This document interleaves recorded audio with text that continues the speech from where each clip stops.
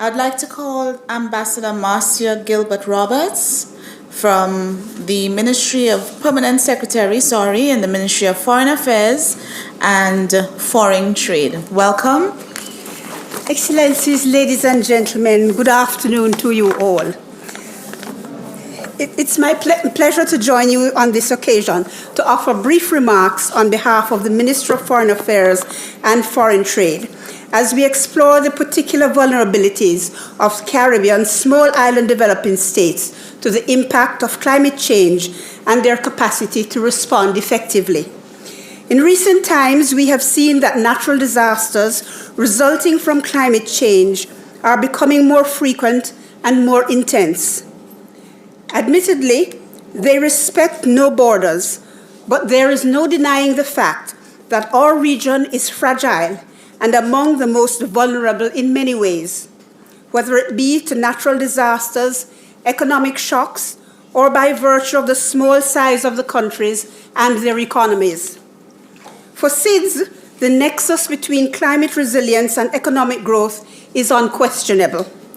In fact, climate change represents one of the greatest threats to sustainable development in our region. Its adverse effects can so easily undermine the development gains of the last decades, while threatening the attainment of the Sustainable Development Goals of the 2030 Agenda. We therefore commend the University of the West Indies, and more specifically, the Sir Arthur Lewis Institute of Social and Economic Studies, for partnering with the EU LAC Foundation to explore this most important topic. Indeed, the work of the university has been globally recognized in the area of climate science. We express our deep appreciation also to the EU LAC Foundation and other principal sponsors, being the German government and the European Union, for supporting this endeavor. Of course, I want to extend a very warm Jamaican welcome, both literally and figuratively, to Professor Kaelin. We very much look forward to your presentation, Professor, and the audience's succeeding engagement with you on practical ways to address what could be easily described as one of the most defining issues of our human survival. If you will permit me a personal anecdote, I can advise that Hurricane Gilbert, my namesake unfortunately, which represented a major national disaster for Jamaica in 1988, was my first experience of a hurricane. Like so many other young people, I listened to the initial media reports of a hurricane watch and then the hurricane warning, almost with a great sense of excited anticipation. And finally, it came. Boom, bam, shock, crackling of the lightning and the thunder and so on. The real impact had come. We were absolutely stunned into a deafening silence at daylight the next morning as we observed the magnitude of the decimation and destruction all around. Even though my family and I were minimally affected, we continue to give thanks. However, it was that personal encounter with the reality of the devastating potential of these extreme kinds of climate events that has made me able to fully understand and empathize with the suffering of our Caribbean brothers and sisters in Antigua and Barbuda and Dominica in 2017, and less than 2 weeks ago in the Commonwealth of the Bahamas, where we are now offering support for the country's national reconstruction efforts. The cost of the hurricane for Antigua and Barbuda was estimated at $150 million United States dollars. For Dominica, $1.3 billion, or representing 224% of the country's GDP. And for the Bahamas, it is currently estimated at $7 billion US dollars, with only a portion of the damages estimated. In some instances, even after many decades, countries of the region are still struggling to rebuild. Jamaica's experience has been no different. Evidence of the passage of Hurricane Gilbert over 30 years ago is still evident in many locations. Each hurricane season we wonder which of our islands may be next in line for a Category 5 hurricane, or even a level of intensity that surpasses the capacity of the instruments of measurement. We are fully aware that it is not if, but when. And the bigger question is that we seek to answer this afternoon is how do we prepare and respond effectively? For our part, Jamaica has been working across sectors to increase resilience to the impact of climate change, and I'm sure that your panelists will inform you in more detail of the actions in specific sectors such as agriculture, coastal management and water, health, urban settlements, and tourism. However, in the context of the involvement of the Ministry of Foreign Affairs and Foreign Trade in the international discourse on these issues, I can share with you some initiatives in which we have played an integral role. Given Jamaica's limited resources, the country's national mitigation and adaptation measures have been buttressed by technical and financial assistance available through North-South and South-South cooperation. The government of Japan, through 3 community-based pilot programs, assisted in mitigation efforts in the area of agriculture, water resource management, renewable energy, and energy efficiency. The government of the Republic of Korea has established a regional network for coastal erosion monitoring with specialized technical assistance from the government of Cuba.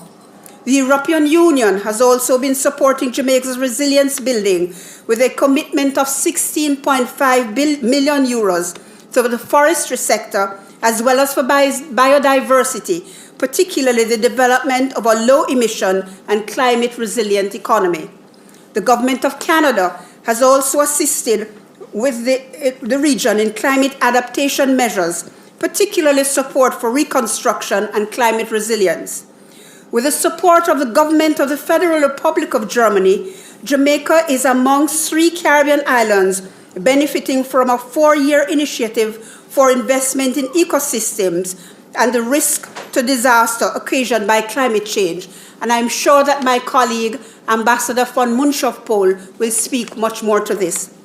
The government of the United Kingdom has also provided capacity building assistance to support safe maritime trade and the development of a sustainable blue economy.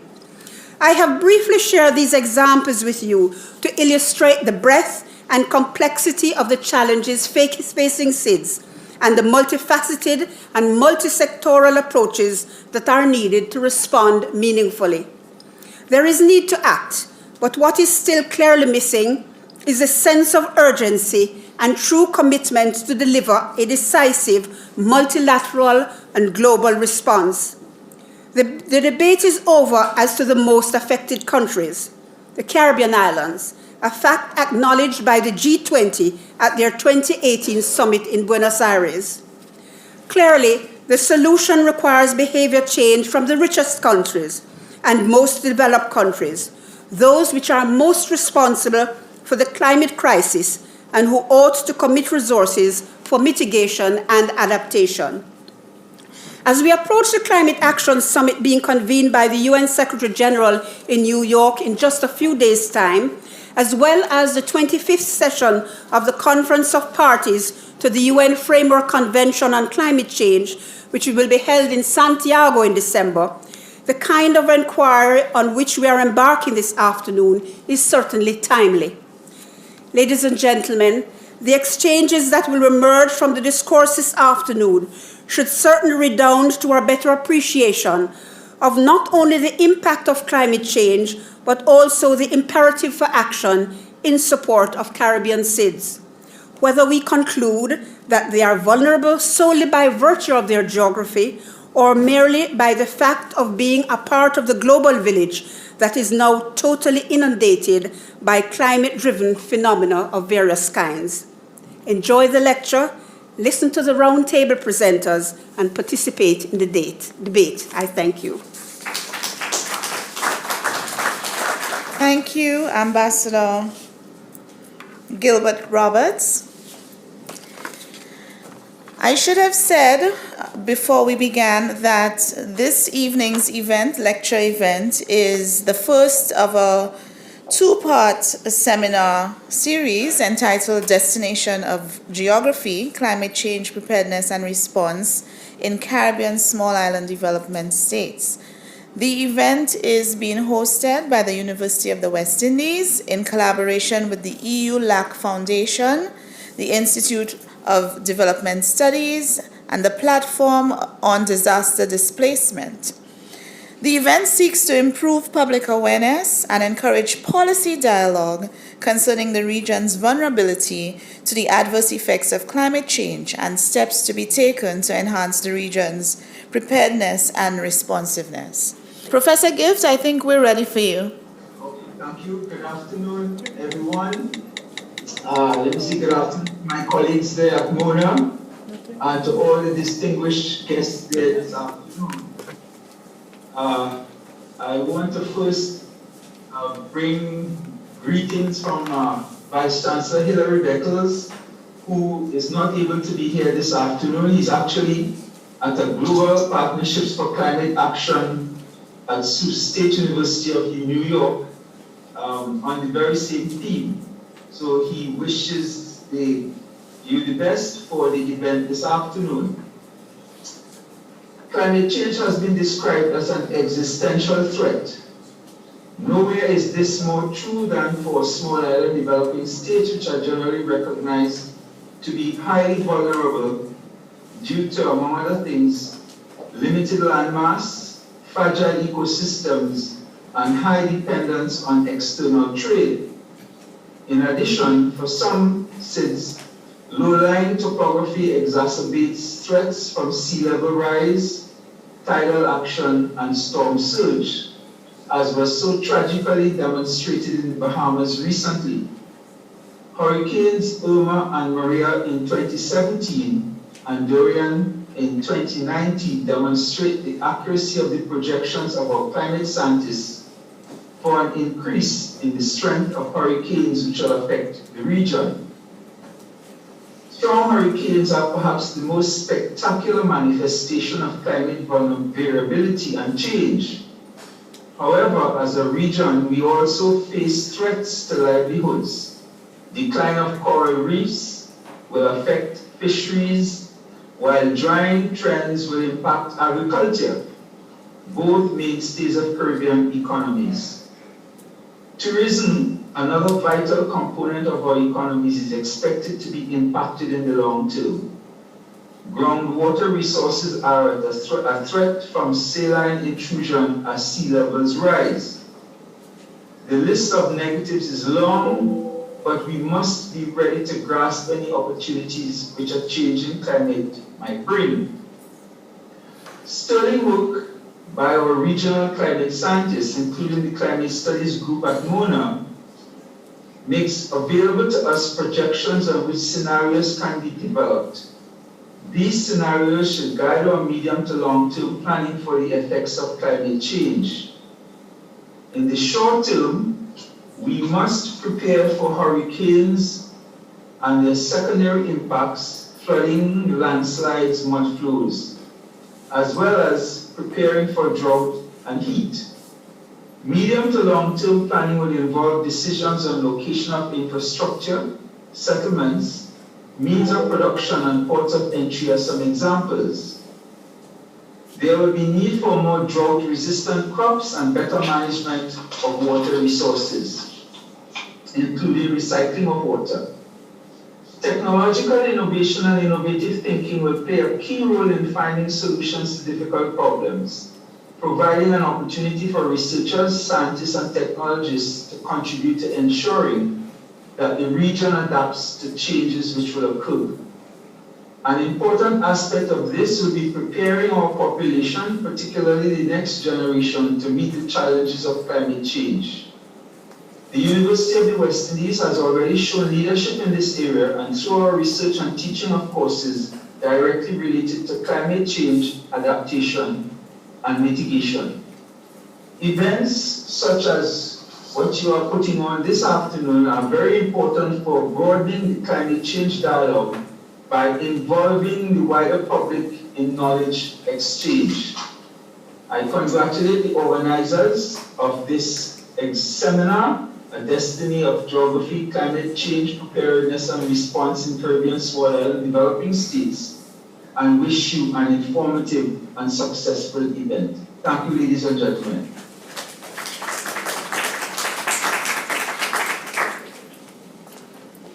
Thank you. And it would be remiss of me to not mention and acknowledge our brothers and sisters in the Bahamas right now who have been impacted by Hurricane Dorian. I think we should perhaps have a minute of silence as we remember our brothers and sisters in the Bahamas.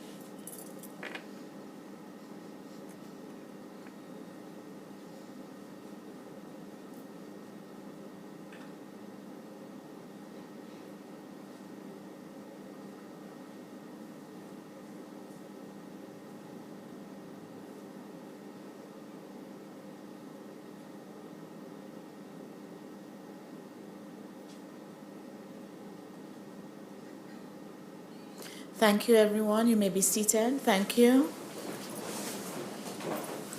Thank you, Professor Gift. And we continue on with our program. I'd like to call on Stefano Shilly, the Attaché and Program Manager, Rural Development and Environment Delegation of the EU to Jamaica, Belize, the Bahamas, Turks and Caicos, and the Cayman Islands. Welcome.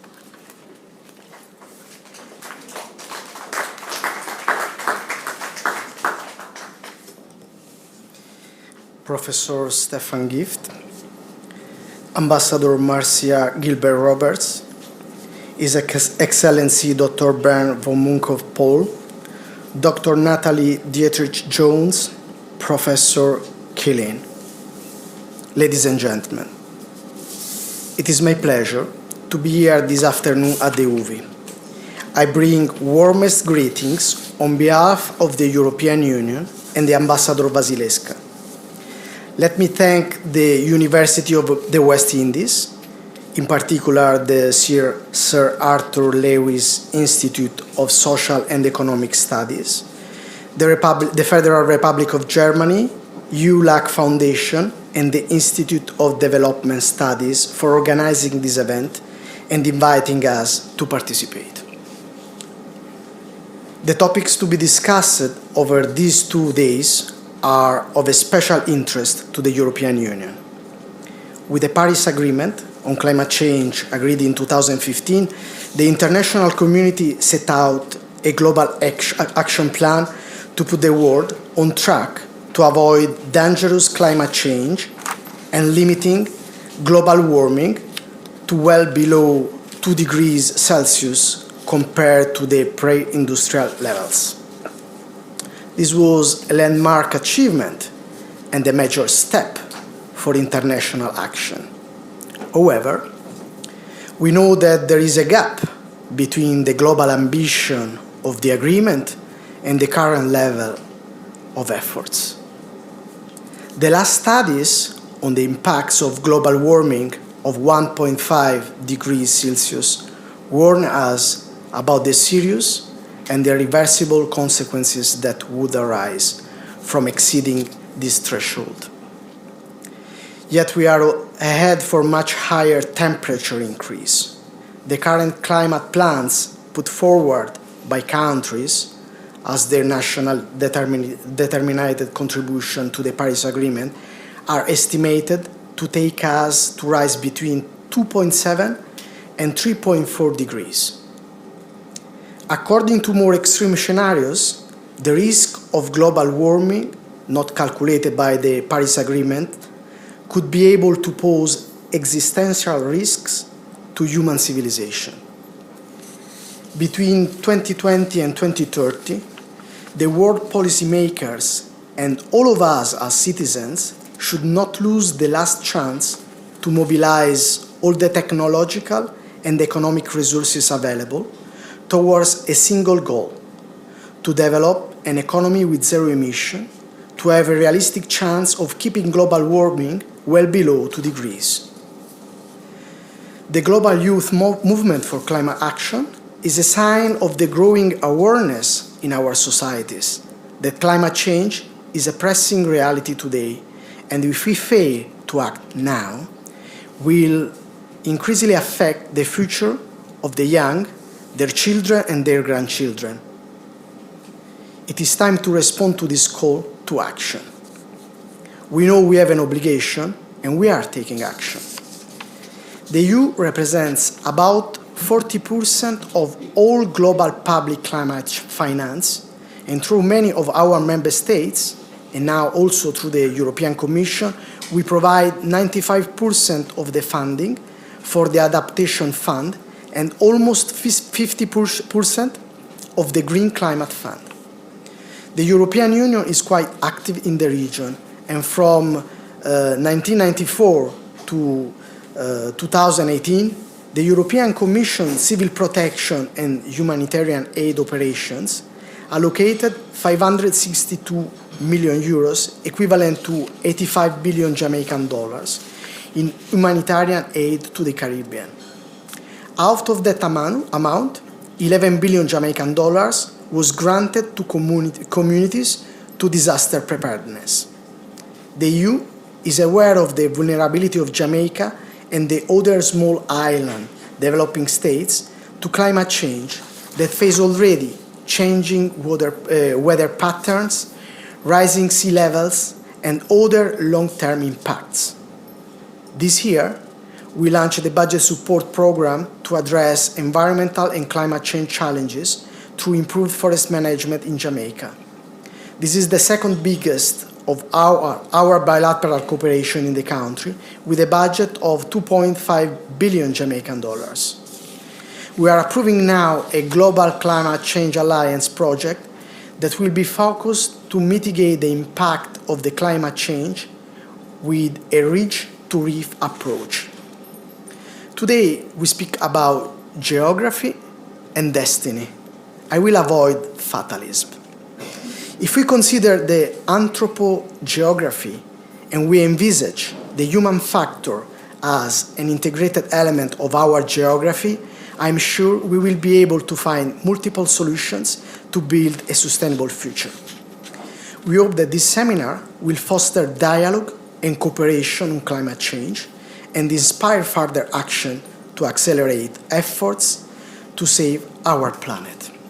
To conclude, we mentioned the ongoing EU short film competition for young people under the theme of environmental protection. We invite all 18 to 25-year-olds Jamaicans to participate. The link is on EU website and our social media. Thank you very much.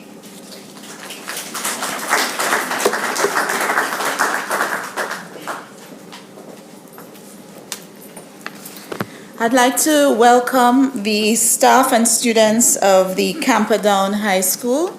Welcome. We're happy to have you here today. Okay, moving right along, I'd like to call His Excellency von Muchenov-Pol. Did I get that correctly? Ambassador of the Federal Republic of Germany. Welcome. Professores and doctores, ladies and gentlemen. I would first of all like to thank UWI's Sir Arthur Lewis Institute for having invited me to this event, and I'm happy that Germany's dedicated financial contribution to the EU LAC Foundation has helped bringing this about.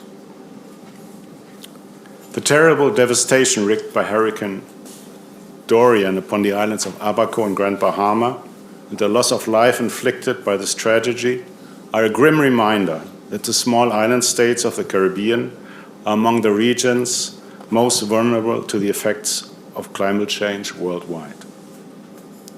While we remain at the height of the hurricane season, it has re-emphasized to Caribbean governments and the general public the need to step up national disaster preparedness and response plans and to optimize regional cooperation coordination mechanisms for extreme weather events and other natural disasters.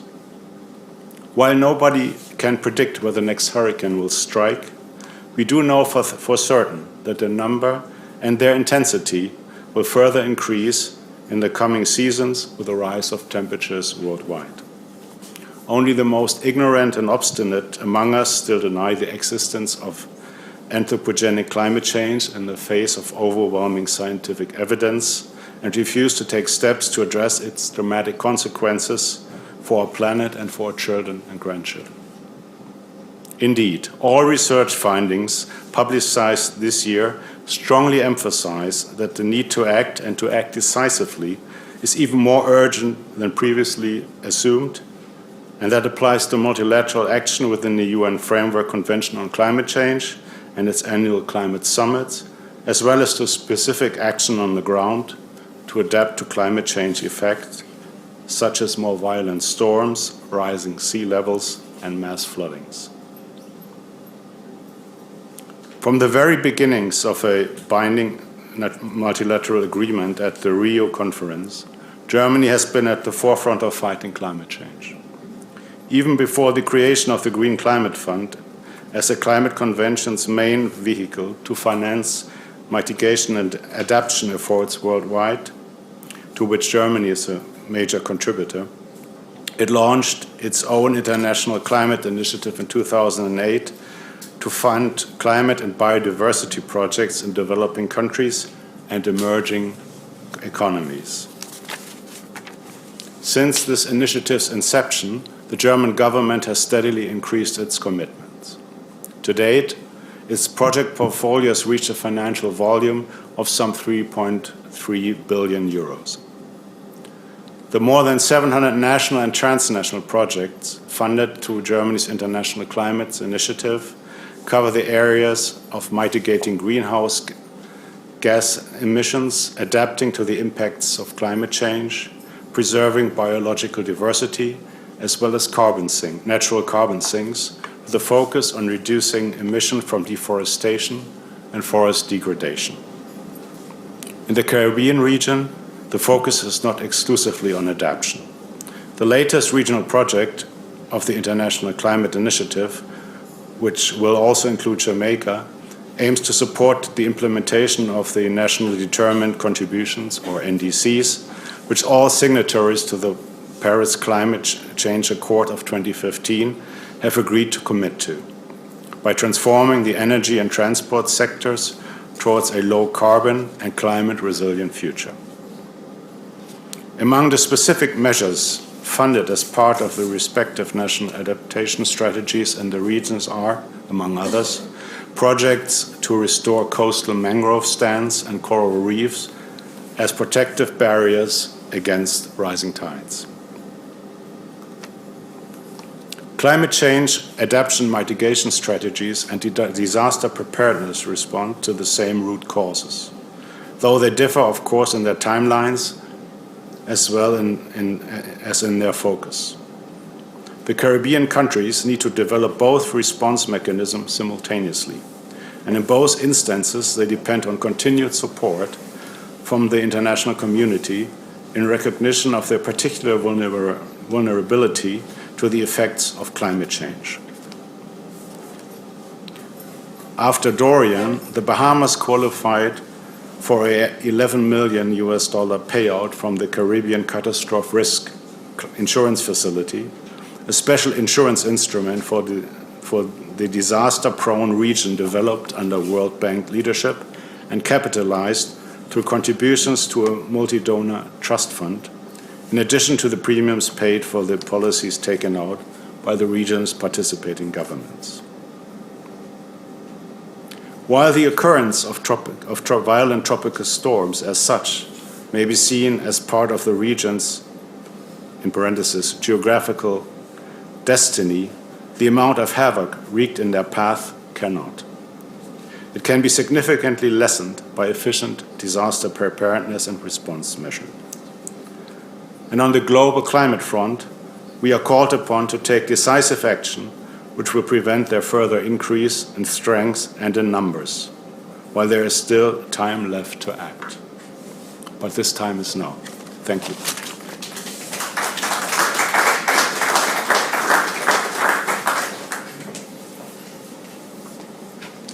I'd like to invite Dr. Natalie Dietrich-Jones, Research Fellow of the Sir Arthur Lewis Institute for Social and Economic Studies, to introduce our keynote speaker at this time.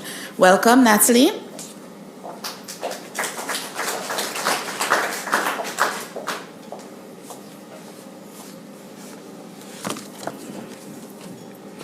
Afternoon again. I'm glad to see a full room. It means Professor Kaelin has an audience. I was very concerned he'd fly all the way from Geneva, and because of rain and other things, that the room wouldn't be occupied. But thank you so much, everyone, for coming. I'm really glad that you chose to be here. There are several things happening today, including cricket.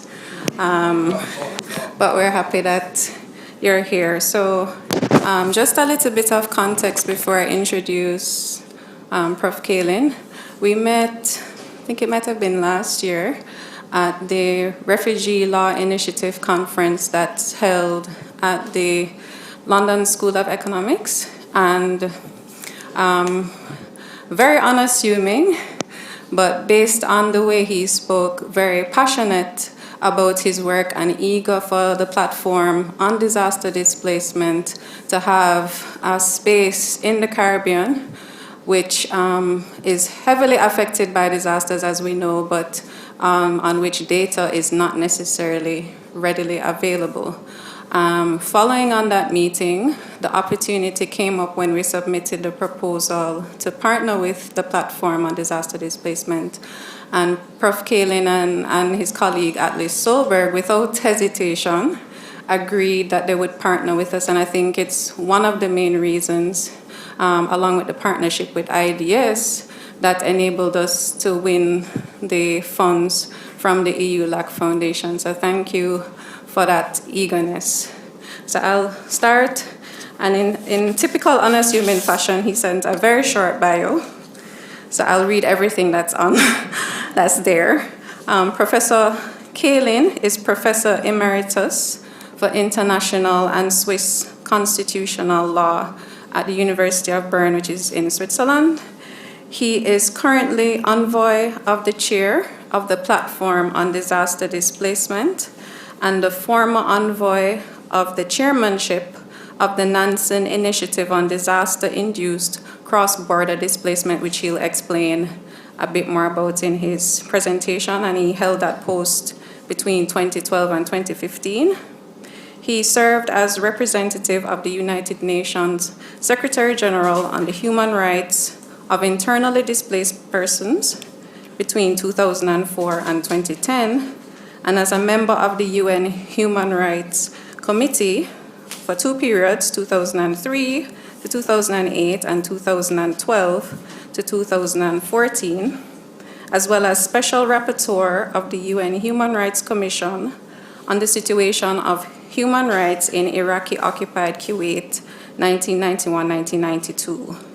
From 2012 to 2015, which I think is just prior to his assuming the position as envoy, he acted as director of the Swiss Center of Excellence in Human Rights. So we're in very esteemed company, and I'm happy that he's here. Please welcome him warmly. It's his first time to Jamaica.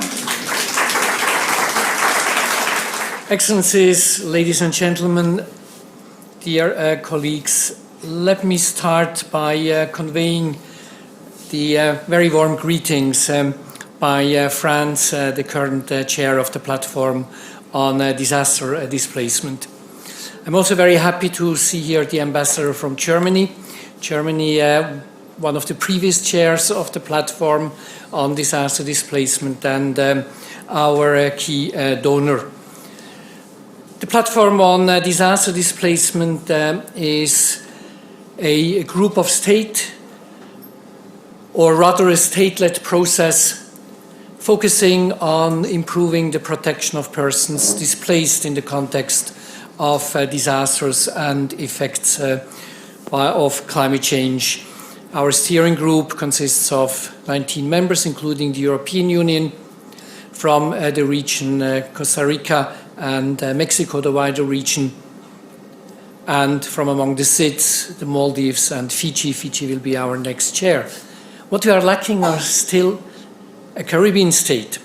So, Permanent Secretary, Ambassador, I very much would like to extend an invitation to you to join in Geneva our steering group, because your region is an important one and an important voice, because you have so much experience of what it means to be affected by disasters, effects of climate change, and what should be done, including about one of the phenomenon, the one I want to focus on, namely human mobility, or rather displacement, in this context. I also would like, before I start with my presentation, to really thank the University of the West Indies for this very kind invitation. As Natalie just mentioned, we established that partnership. She's an esteemed member of our advisory committee, and through her, the University of the West Indies is represented in that body. And this is a great opportunity to deepen this cooperation. I would like to start with a quote from a press release by humanitarian news agencies. Many survivors have had to move. As few as 4,000 people remain on Abaco from a population of about 17,000 before the hurricane struck, according to local authorities. About 4,800 people have been evacuated from Abaco to Grand Bahama. Some survivors have made arrangements to connect with relatives and friends in the United States. At least 1,500 people arrived over the weekend in Palm Beach. A spokesperson for the UN Migration Agency, IOM, told us that no special immigration arrangements had been made with the United States or other Caribbean states. News reports said US immigration authorities had given conflicting signals about admitting Bahamians on an emergency basis. End of quote. This is what I will talk about, namely that one of the effects of disasters and adverse effects of climate change is, if I can get back to my presentation. Yeah, here we are. One of the effects is the fact that people have to move. Let me start with some facts and figures. Worldwide, on average, and that's the average of the period since 2008 till today, on average worldwide, every year, 24 million people are displaced, have to move out of their homes in the context of disasters. And the Caribbean region, as you can see on the slide, is affected too. The cumulative number for just 1 year, 2017, was 3 million. But the real concerning figures are in the column on your right. If you're looking at the percentage of people that are affected, like in Cuba, 2017, 15% of the population being displaced. St. Bartholomew, 16%, and then look at Dominica, almost half of the population. That's a worldwide record. I don't know of any other country that had such a high percentage of people who were displaced. Some parts of the world experience displacement on a very regular basis, almost every year. This is not characteristic for your region.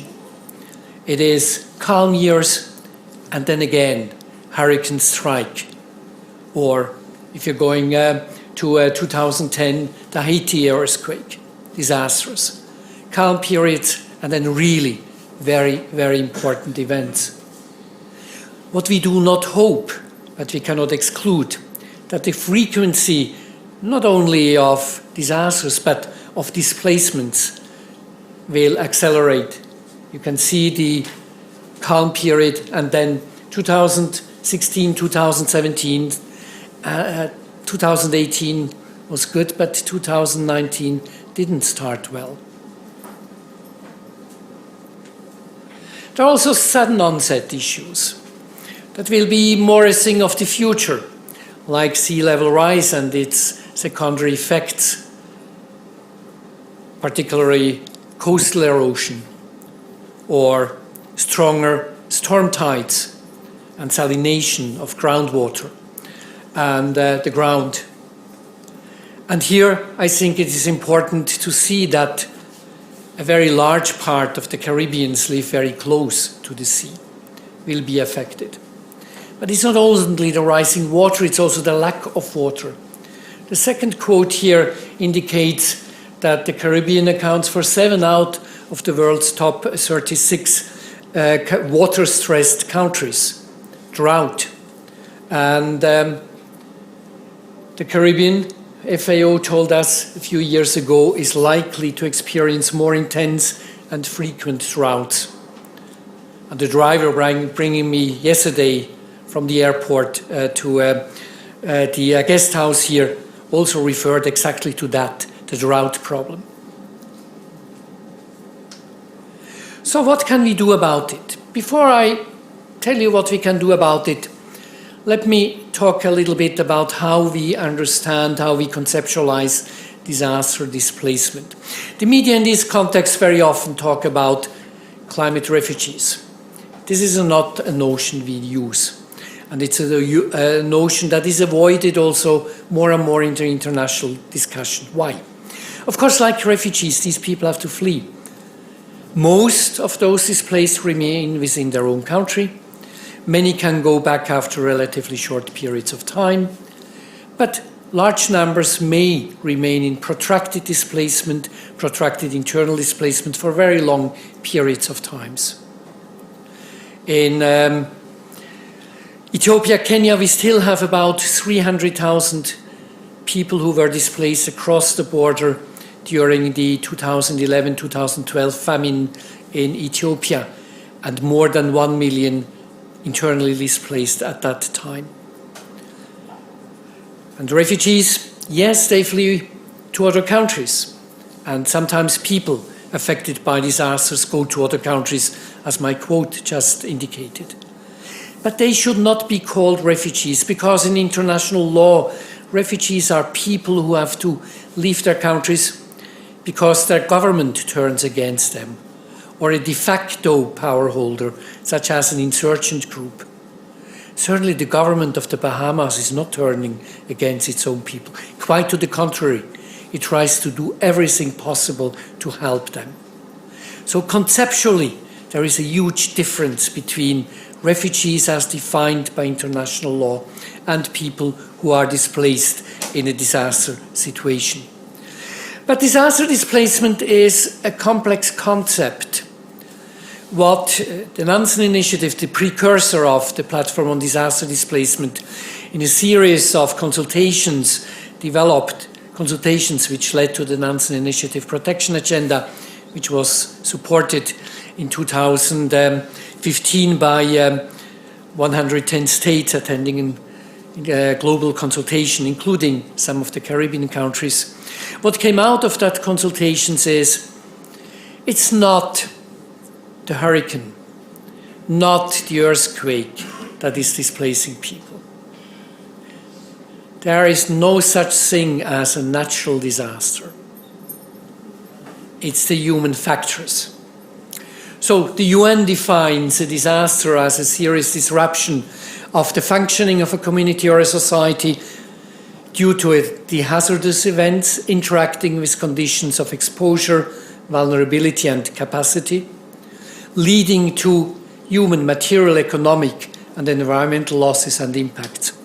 Or to put it into simpler terms, we are confronting a disaster when a society or even a whole country is no longer able to cope with the impact of a hazard, with the damages caused by the hazard. And when we're talking about disaster displacement, we assume that it is the consequences of the natural forces, the disaster, that force people to leave.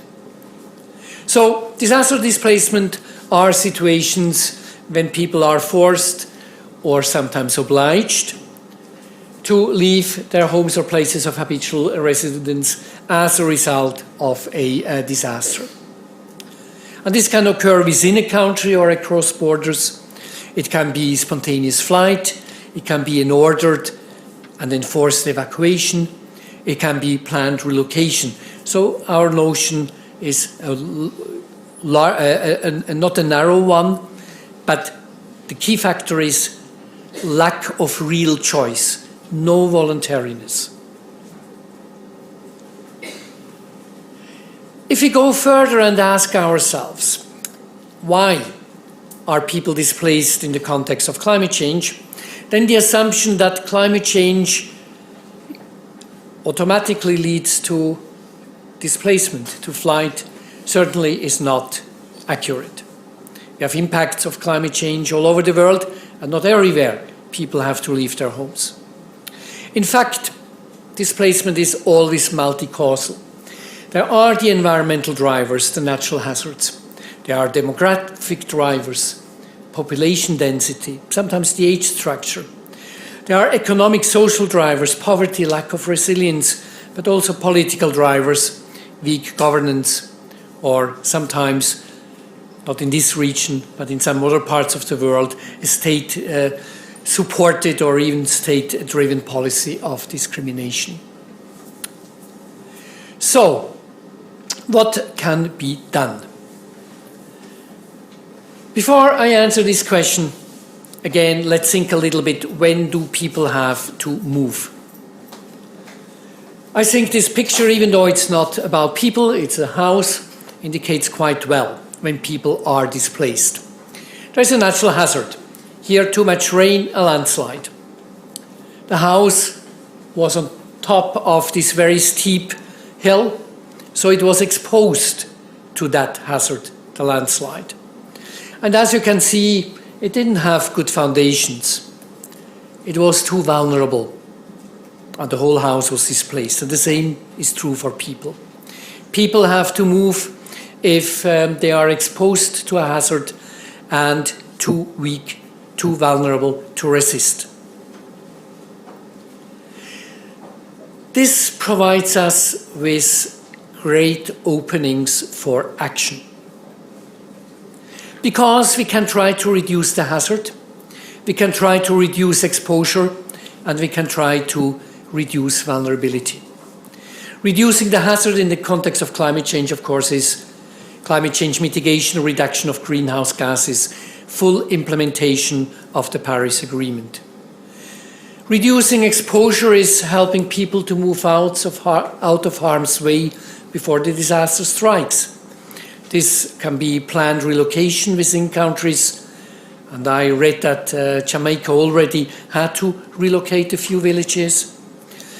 And it can be opening migration channels for regular migration, not irregular, regular migration to other countries as an adaptation possibility. And vulnerability can be reduced through climate change adaptation, disaster risk reduction, and resilience building measures. If we would fully implement the Sustainable Development Goals, then we would substantially reduce vulnerability. Still, not everyone can escape displacement. So we need to protect those who are displaced internally and displaced across borders.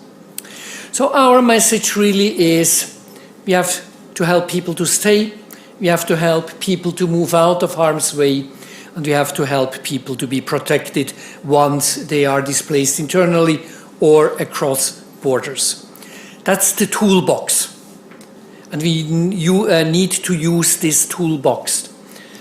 So to invest into disaster risk reduction, climate change adaptation, into opening up regular migration pathways, planned relocation, and invest into protection.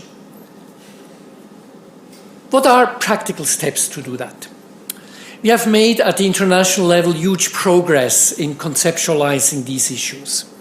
We have been able, I think, at the international level, not to really work across all the silos, but at least to reduce a little bit these strong borders between silos. But then all of that international work, and I will come back to the different steps that have been taken, are particularly important for your region because you are facing specific challenges. I don't want to go into all of this. It has been mentioned previously by the different speakers, the vulnerabilities. But still, what Natalie Dietrich-Jones said at the conference recently in Trinidad, I think is very important. The interconnectivity between the small size, small populations, reduced state capacity because of the small size of territories of population, and then the geography, the particular exposure to the vulnerability. So even though Caribbean states are in a difficult situation, much can be done.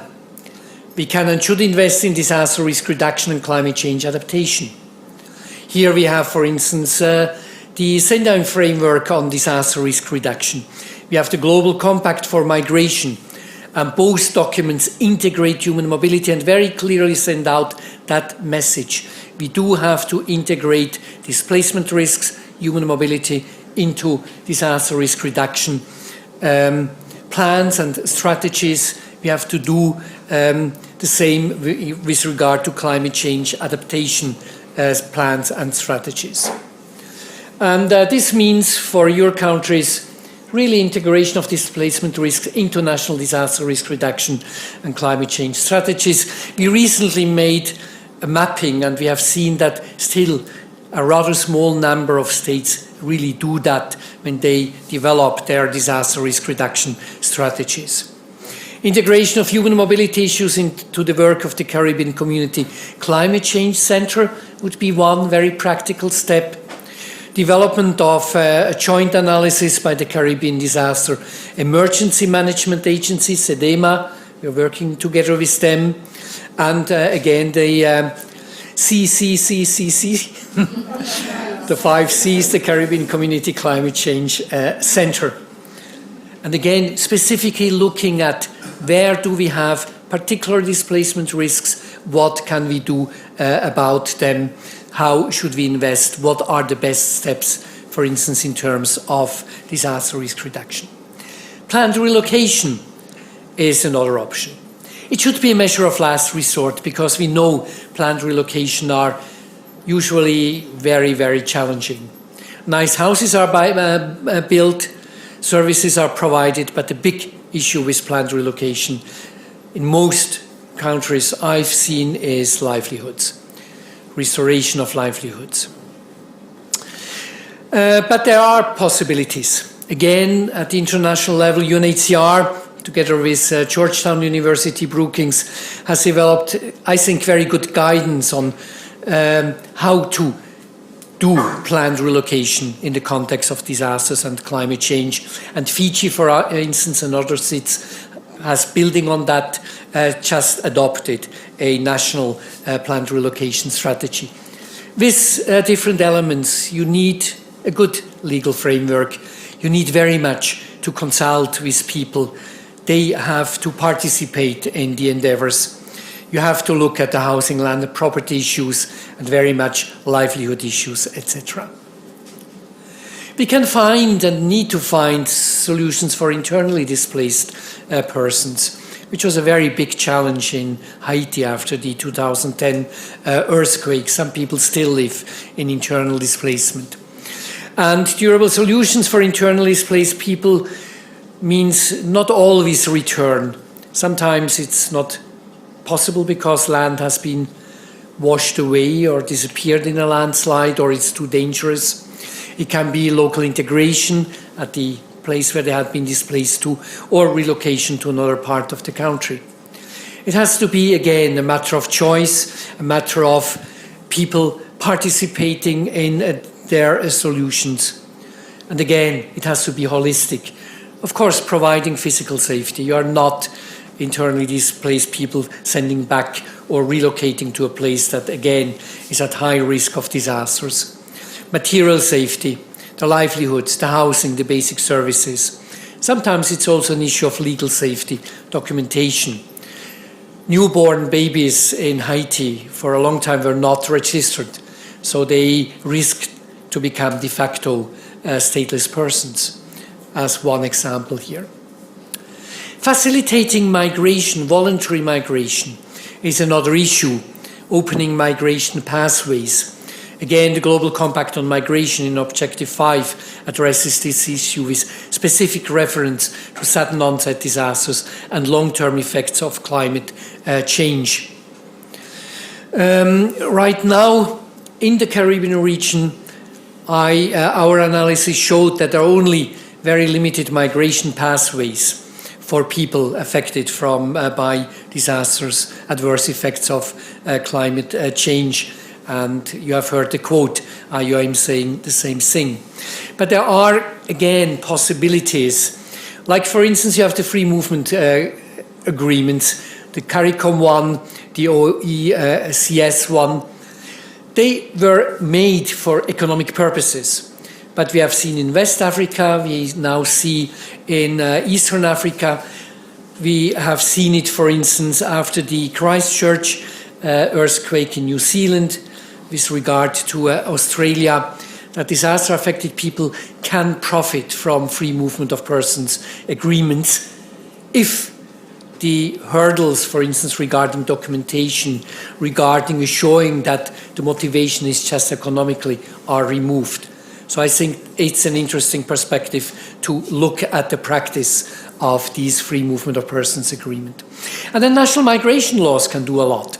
If you're looking at your neighboring Central American region, all these countries have instruments such as humanitarian visa, or they have instruments such as temporary protection, and they are using that in disaster situations.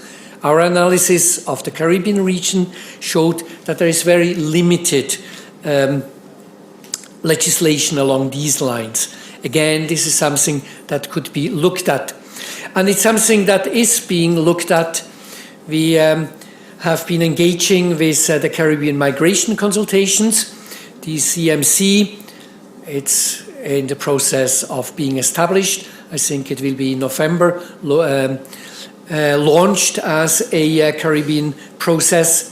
And there, the work is starting on developing and hopefully then implementing a plan of action of human mobility in the context of disasters and climate change, really looking at the migration issues.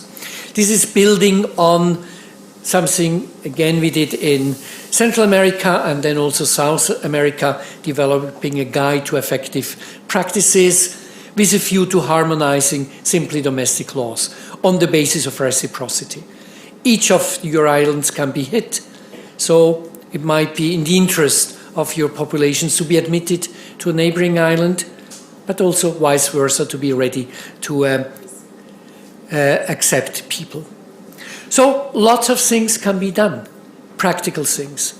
What we need is the political will at the regional level, the political will at the international level, and the support by the international community. Thank you very much.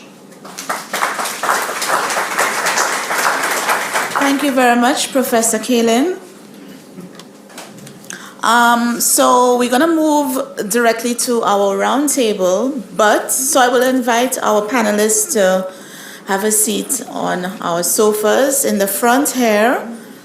But while our panelists get organized, I'm going to take 2 questions from the floor for Professor Kaelin. My name is Patrick Williams, and good evening. And how you would look at spirituality, organization, with the geography and technology today. When I say spirituality, to my knowledge, is Mother Nature. It's like a direct beam. And when you look at like nuclear manufacture and explosion, it's an heavy weight onto a human being feeling. So I asked how you would feel a nuclear manufacture, the power and explosion. Thank you very much for raising the issue of spirituality. Because I do think that spirituality is part of resilience. That it helps people to deal with these challenges that are connected to climate change. But also, I think that spirituality can contribute to more adequate behavior, because climate change is man-made. Climate change is a consequence of, as you termed it, not taking seriously Mother Nature. So thank you very much for your intervention. Professor, good afternoon. My name is Lancel Jung. Your presentation, I really welcome it. But I want to ask a very serious question. In the 1970s, Jamaica, along with the US and several other countries, when we were experiencing massive drought, they did what is called cloud seeding. When you have terrible weather systems that can wreak such havoc on the Bahamas and other islands and places in the US, is it beyond our capacity and that of our scientists to see those clouds out at sea before they make landfall and become the kind of disaster which we are now experiencing? I'm not a scientist. As I said, I'm a lawyer. But I do think that, again, it's very much a question of political will or absence of political will, that we invest into the early warning systems, into taking the signs at the horizon seriously. We cannot avoid everything, but we can at least mitigate what is in front of us. And this is what we must try. Thank you, Bern. Okay, thank you. We will move on, and if you have any other questions, we will have an opportunity to take more questions at the end of the panel, the round table. Our panelists today, this evening, are a diverse group of experts, and I'm going to ask them to speak in the order in which they appear on the program. Each panelist will have 8 minutes, and I'll let you know when you have 2 minutes remaining to present. And at the end of all the presentations, we will open up the floor for questions and answers. So the first panelist is, and I will just briefly introduce them, Mr. Terry Cannon, who is a senior fellow at the Institute of Development Studies. He teaches in the MSc program, Climate Change, Development and Policy. He has been teaching and doing research in development studies for many years, and until 2008 was a reader in development studies at the University of Greenwich and principal scientist at the Natural Resources Institute at the University of Greenwich. Dr. Leith Dunn is the head of the Institute for Gender and Development Studies, Mona Campus Unit. She's a graduate of the University of the West Indies. She has a BA Honors degree in Languages and Social Sciences, an MSc in Sociology, and a PhD in Sociology from the London School of Economics and Political Science. Senator Dr. Floyd Morris is the director of the UE Center for Disability Studies. He has been in that post since 2009. Dr. Morris holds a bachelor's degree in mass communications, both an MPhil and PhD in government from the University of the West Indies, Mona. He's an advocate for persons with disabilities, and he has done extensive research on persons with disabilities in Jamaica and the Caribbean. Our next panelist is Dr. Tanisha Stevenson, who is the head of the Department of Physics, Faculty of Science and Technology at UE. She's a senior lecturer in the Department of Physics and a researcher with the Climate Studies Group MONA, with an interest in Caribbean climate variability and change and climate extremes. And finally, we have Ms. Jhannel Tomlinson, who's a PhD candidate in community-based adaptation and climate change. She's a PhD candidate in the Department of Geography and Geology, and her research seeks to assess the capacity of community-based organizations to effectively support current and future climate change adaptation initiatives. So help me welcome our panelists. And we will begin with, I think the microphone, Natalie has the mic. So we will begin with Terry Cannon, and then we move on to Dr. Dunn. Thank you very much. It's also my first visit to Jamaica.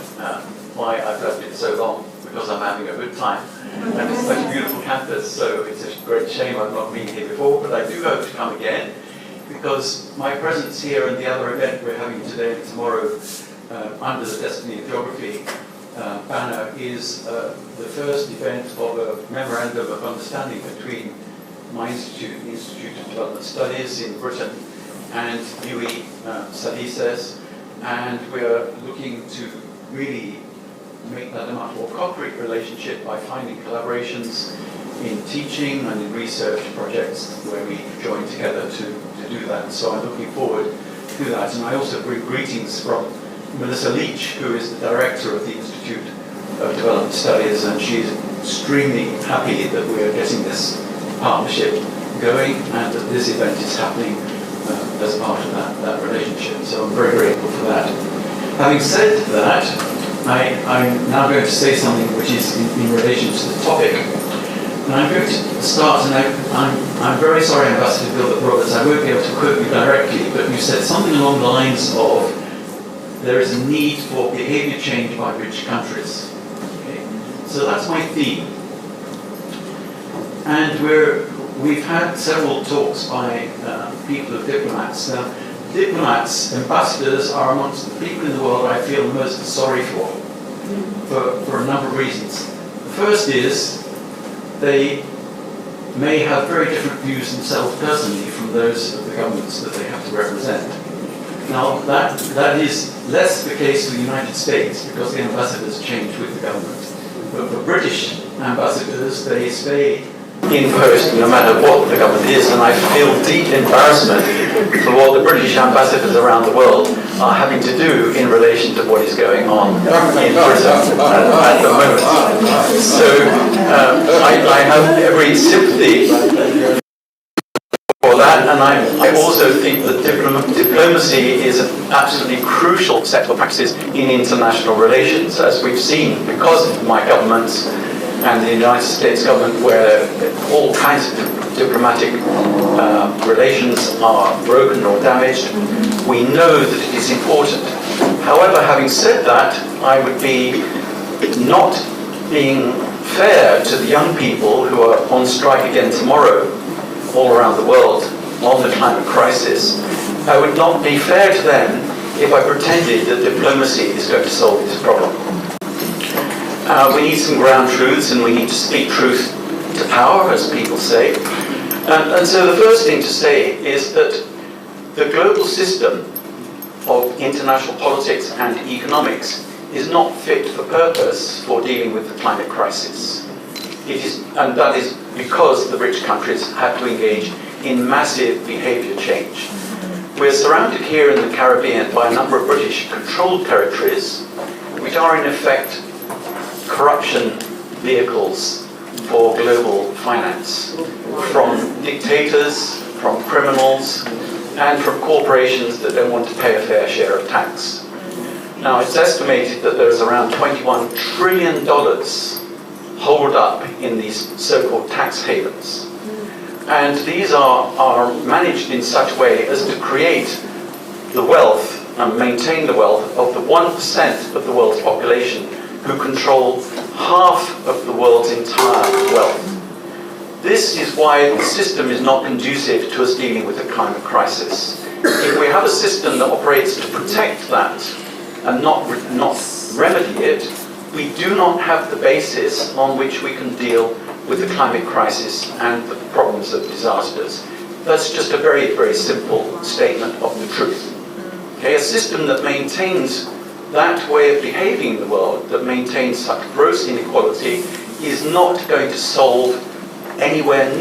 get anywhere near solving the climate crisis. And I have developed a kind of a tool for thinking about this, and I call it the cure to damage ratio. So I think about how much money is being allocated to solve problems in the world, development problems, the climate problems of the world, and how much money is being spent by governments in the private sector to make that problem worse.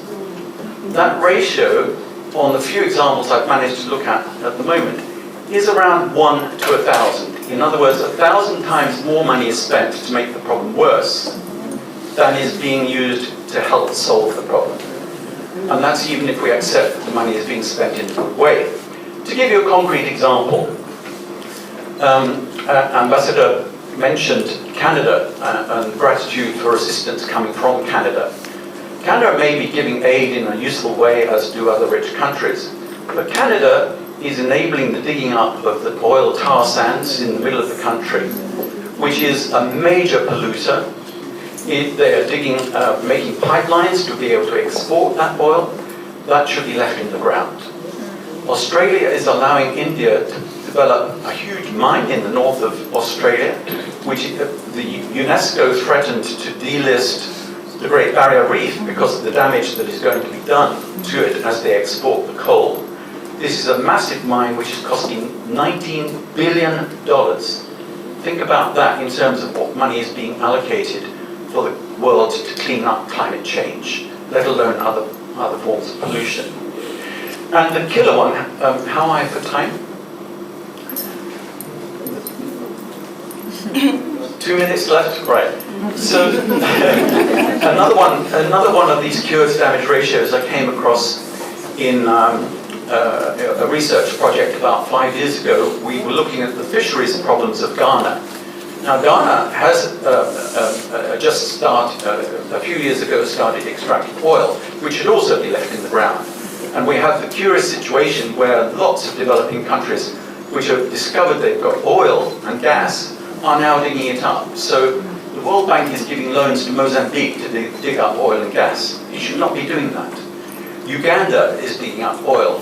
Ghana is developing oil. Now, we went to look at the fisheries problem there, and the main climate change threat to the fisheries of the poor fishers who fish in the coastal waters is the disruption of the ocean currents. There's not much sign yet that that is happening. But in the process of doing this research, we found that the main problem for their fisheries is not anything to do with climate change. It is the fact that factory fishing is coming in from countries from the Far East and the European Union. And the European fish companies are subsidized under the common fisheries policy of the European Union to take fish away from African countries where poor people are struggling to be able to land catches that enable their families to survive. Now, in recompense for the damage being done, a few years ago, the European Union gave Ghana €1 million to build a freezer unit which would help them to smooth out supply chains for the fish that was landed by the small fisher people. The common fisheries policies is in the order of billions of dollars. So we have billions of dollars being used to rip off the fisheries of those African countries, compared to €1 million given to Ghana to help do it.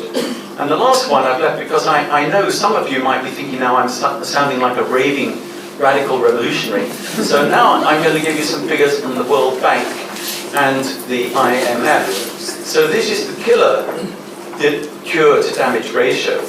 Because 5 years ago, the GEF, the Global Environment Fund of the Bank, and the IMF calculated how much governments are giving as subsidies to policies which cause climate change, how much they're giving compared to how much is going to help countries deal with climate change. Now, the latter figure, hardly anything is going at the moment. In the Paris Agreement, $100 billion a year was allocated for, I'm nearly finished, $100 billion was said would be allocated, but this is all voluntary. This is to help countries, poor countries, to deal with climate change impacts. $100 billion, it may never happen because it's voluntary. Okay, so we have a great agreement that any money flow is voluntary. At the same time, how much do rich countries spend on making climate change worse? It is of the order of $5 trillion a year. $5 trillion a year is making it worse. And this is through subsidies, which are encouraging people to burn fossil fuels. The British government in the last 5 years has allocated nearly £500 million to help export. These are export subsidies for companies which are exporting coal mining technology to other countries. So they're giving money, free money, to British companies to help them export things which will enable other countries to dig up coal, which will damage the entire world. And so we have this extraordinary business, which is why diplomacy and talking about the small amounts of money that are given to help poor countries deal with climate change are not worth talking about compared to the trillions of dollars which are within the system that make climate change worse. Thank you very much. Thank you. Good afternoon. I'm sure that my colleagues will agree that I can stay here. There are some things that I want to show you. My name is Leith Dunn. I'm head of the Institute for Gender and Development Studies. And what I want to do today is to explain what is gender, why it is important to the topic that we're looking at, which is climate change and disasters, to share with you a bit of what we've been doing and how you can help. And I'm appealing particularly to the young people who are here, who are thinking of careers in gender and other areas, because we desperately need support to integrate gender in climate change and disaster risk management. So gender is different from sex. One is learned, one is biological, and we have the program at the Institute, which is we have teaching, research, and outreach that we do. In our teaching program, we developed a course on gender, climate change, and disaster risk management, which we have taught successfully for maybe 5-7 years. Why is that important? It's not just about passing a course, but building awareness of how gender differentials, about how the way in which you're socialized can in fact affect vulnerability and risk. So we use gender as a cross-cutting issue to look at class differences, disability, age differences, and so on. We've partnered with several institutions in looking at how gender can influence vulnerability and risk of disasters. And part of it is ensuring that in preparing for a disaster, you look at who is vulnerable and how. And for us, gender is not women. We look at how men and women and males and females of different ages are. So we think of children. If you're going to have to prepare for disaster, you need to think about how the boys and girls are going to be prepared so they don't die or be damaged. we think of adolescents, boys and girls, what are differential risks, and also adults and the elderly. And now I stress the elderly too because we're going through a demographic transition. We're living 20 years longer, and the disasters that we're seeing around us, the hazards, mean that if we do not have policies and programs in place to assist persons who are very young or very old, we're going to have a major problem. So here are some of the things we have done. We have worked with the SEDEMA, Disaster Emergency Management Agency, to integrate gender in their disaster risk management tools, their needs assessments, training trainers and policymakers. And I have Indy McClymont-Lafayette here, who is one of our partners. We help them to understand the vulnerabilities before disaster, how to survive, and how you can support post-disaster recovery. We've worked with ACDI VOCA with USAID to build awareness of gender and climate change adaptation with farmers.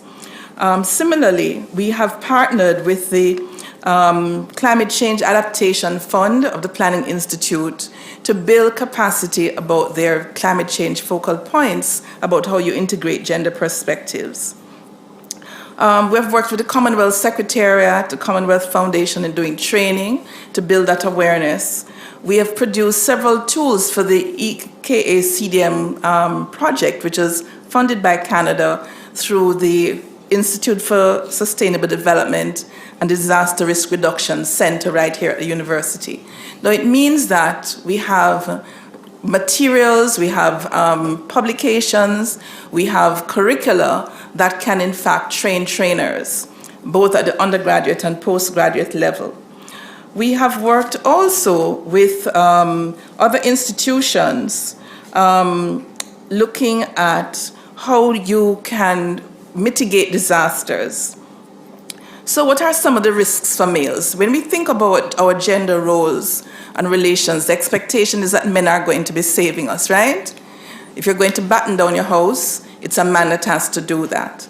It means that men are going to be vulnerable to falling or what have you. When we saw the floods the other day, we saw a lot of persons out trying to be rescued. Now, males are going to be more at risk of leptospirosis because they're walking around in dirty water trying to rescue people, right? So those are some of the issues that we raise and build awareness of in terms of mitigating disasters. For females, we look at the fact that gender-based violence is a major issue that we grapple with every day. So if you have to move into a shelter, how do we plan our shelters to be more gender sensitive and ensure that you do not end up with more rapes or HIV infections as a result of that? Similarly, working with the health sector, how do we ensure that you do not increase your maternal mortality rates because you have not made preparations for women who are pregnant and may go into labor? Those are some of the practical things. And also in terms of how disasters impact sectors, economic sectors. We look, for example, at the tourism sector. We did a tool on how you integrate gender in disaster risk management for the tourism sector, looking at who does what in the tourism sector. Similarly, for agriculture, we look at fishing, agriculture in terms of plants and so on. We look at caregivers in the health sector, but we also look at how we can improve our housing stock so that we do not have deaths and destruction. What do we want you to do? We want you to recognize that we have ratified a number of conventions at the international level. The CEDAW Convention, the Women's Rights Convention. We also, in the Caribbean, or certainly here in Jamaica, have a national policy for gender equality, which means that we have to integrate gender into all programs and policies. And we try and build awareness. There are gender focal points that have been appointed in various institutions. So what we're doing at the Institute for Gender and Development Studies here at Mona is building awareness of the importance of why you have to mainstream gender, why you have to collect data disaggregated by sex and other factors, so your analysis is going to help you to target the problem and the solution. Thank you very much. We have some publications online. This is a publication that was done by us with papers from students from the Gender, Climate Change and Disaster Risk Management course, looking at several of those issues. But I also wanted to alert you to Men and Masculinities, edited by Elaine Enerson and Bob Pease. It is a companion piece for women and disasters that they did, and I have a chapter here looking at the vulnerability of men. So we look at both sexes and look at the vulnerabilities and risks across different ages as well. Thank you. It's always a pleasure to be in a forum such as this to participate in an important topic that affects all our citizens. I want to acknowledge all the members of the diplomatic corps, the members of the panel, and our distinguished lecturer and visiting guests. Some time ago, one of our noted reggae artists and icon, Rita Marley, did a song which says, "When the rain falls, it doesn't fall on one man's housetop." And I want to add to that that when the breeze blows, it touches everybody. And I start there because when we speak of climate change and the consequences thereof, it has implications for everybody, including one of the groups that I have seen it fit to advocate for over the years, persons with disabilities. Persons with disabilities constitute one of the most vulnerable groups within any society. So if you're talking about climate change and its effect on population, you have to start by looking at some of the most vulnerable groups within your society. And most definitely, persons with disabilities must be included in that grouping. Now, the United Nations Convention on the Rights of Persons with Disabilities, that have become the Bible, so to speak, for issues relating to persons with disabilities globally, defines a person with a disability as an individual with a long-term physical, mental, intellectual, or sensory impairment which in interaction with various barriers may hinder their full or effective participation in society on an equal basis with others. And certainly, there are a whole lot of barriers in Jamaica, the Caribbean, and the broader global space that is impacting on the lives of persons with disabilities. You see, a blind person is not going to build or construct a sidewalk with light poles in the middle of it. A blind person is not going to build a bridge without rails. A person who has a physical disability is not going to build sidewalks that don't have ramps so that they can move around easily with their wheelchair. And a deaf person is certainly not going to be a part of a newscast team that does not have closed caption or sign language to disseminate information.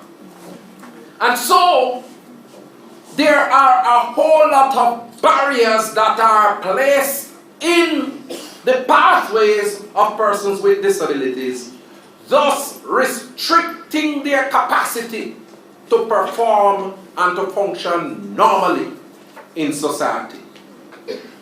And that increases the vulnerability of persons with disabilities. Now, the said United Nations Convention on the Rights of Persons with Disabilities, Article 11, which speaks to the situation of risk and humanitarian emergencies, speaks clearly about how persons with disabilities ought to be treated in situations of risk. And they ought to be given priority attention by state parties. Now, when you look at the countries that have signed and ratified the Convention on the Rights of Persons with Disabilities, we have over 180 countries that have signed the convention, over 177 countries that have signed and ratified. So a significant portion of the countries across the world are duty bound to honor the provisions of these conventions. But yet still, we are not seeing the sort of effort to ensure that in the case of climate change and its consequences, persons with disabilities are protected. And so, I want to point to some things that ought to be done in order to deal with the issue of persons with disabilities in the context of climate change. We have to make sure that we strengthen and improve legislation right across the Caribbean to protect the rights of persons with disabilities and to ensure that all the systems and procedures by governments are inclusive of persons with disabilities and make provision for them when it comes onto natural disasters. We have to make sure that we strengthen the education system to build the capacity of persons with disabilities so that they can become a part of the productive capacity of countries so that they can be employed and they can take care of themselves rather than depend on the state for any sort of welfare assistance. We have to make sure that we build the capacity of persons with disabilities to ensure that they have access to information. All systems must be put in place to ensure that persons with disabilities, including those who are deaf, to access information. You don't want natural disasters to be taking place and members of the deaf population, for example, don't know what is taking place because the newscast is not inclusive to their needs. We have to make sure that we provide these individuals with support through modern technology, because modern technology is what is going to build the gap and break the barriers that exist between persons with disabilities. And finally, I'm going to make a case for reparation, because the truth is a lot of our social institutions, our churches, our educational institutions, our health facilities came out of a historical context based on our colonial experience. And a lot of these institutions never took into consideration the needs of persons with disabilities, because we were socialized then that persons with disabilities they are handicaps, they should be confined to their home, they have no place in the broader society. And that is a colonial legacy. But we have done nothing to change that colonial legacy.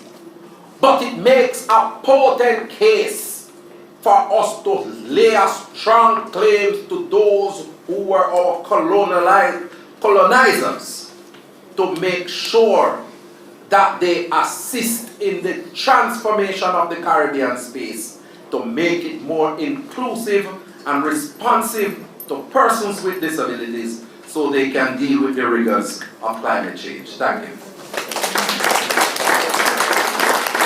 We want to thank the presenter and organizers of this forum, because the presentation reminds us of an overlooked area with respect to the impacts of climate change, that of displacement. As noted by the keynote, our Caribbean has an inherent sensitivity to climate. We have a reliance on water, agriculture, tourism, a number of sectors that are heavily reliant and linked to climate. We have a sensitivity given our sizes, given the location of our populations, given the location of our economic activities. All these have contributed to the vulnerabilities that we experience today. Climate change, as we see, has brought a new climate era with the emergence of a new normal, such as more intense storms, longer and drier spells, more variable rainfall, increased temperatures, rising sea levels. Many of these are recurrent in nature, and they're all cumulative in their impact. This new climate era is impacting the quality of lives and the standard of living, particularly for small island developing states like the Caribbean. And from the speaker today, we see again that it's prompting perhaps a new kind of paradigm in what we see happening with displacement. So displacement dynamics and considerations. For example, the acceleration of displacement, as was noted today. And we just have to look at Hurricane Dorian to have that picture in our mind. Importantly as well, the science suggests that the climate will continue to change. So a warm and dry Caribbean, even with variable rainfall, greater intensity of storms, higher sea levels, more frequent rainfall and temperature extremes. We now have the science of attribution, which continues to mature globally and points more clearly to the human influence on the climate system.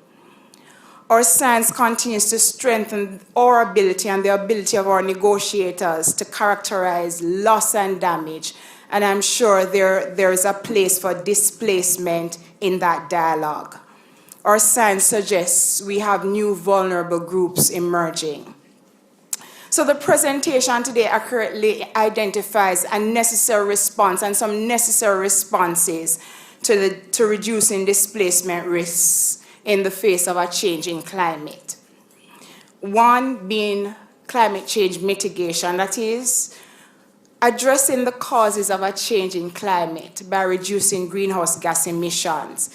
So efforts to reduce our reliance on fossil fuels and improve our energy efficiencies and improve land use management are some urgent mandates of countries within the Caribbean for our own viability and to contribute to limiting global warming to 1.5 degrees Celsius above pre-industrial levels.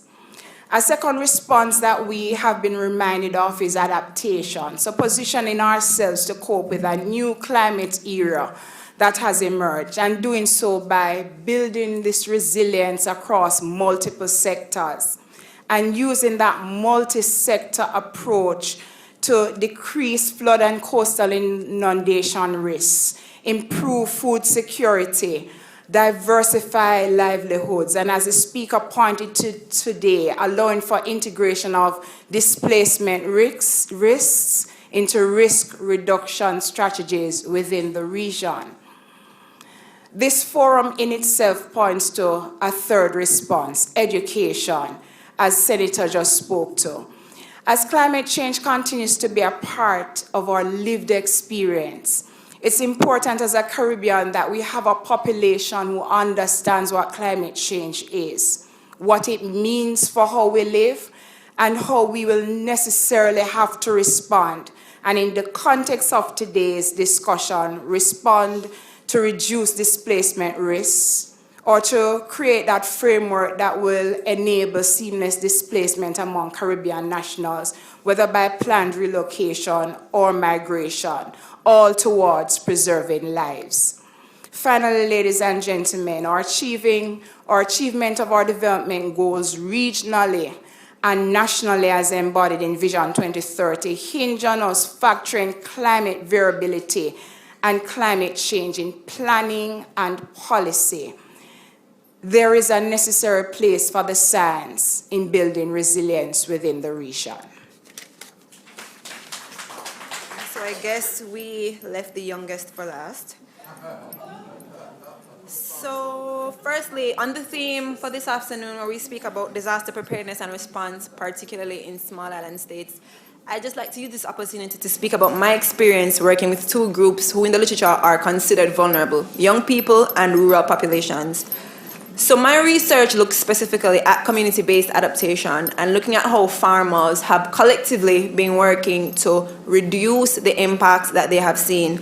And three things jump out at me based on the findings of my research. Firstly, the farmers are most susceptible to the impacts of drought, particularly increasing intensity and duration of droughts, and of course hurricanes.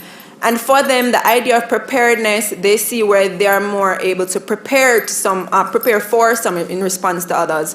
So for them, it's easier to prepare for a drought rather than a hurricane. So it's easy to implement irrigation infrastructure. It's easy to get a drum, to get a tank, to implement water storage facilities, because they are aware that these are the kind of things that they need to do to ensure that they have water to tend to their crops. On the contrary, for a hurricane where a category 5, you are unable to predict what the impacts might be, they see where such a hazard, where such an event is particularly hard to prepare for. As a result, we see where there is some vulnerability or increased vulnerability when you compare the impacts of droughts to the impacts of hurricanes. One of the other things we've realized as well is that where individuals have a lack of access to resources, preparedness, adaptation, all these different buzzwords that we use every day is not as important to them because they have more short-term things that they have to contend with.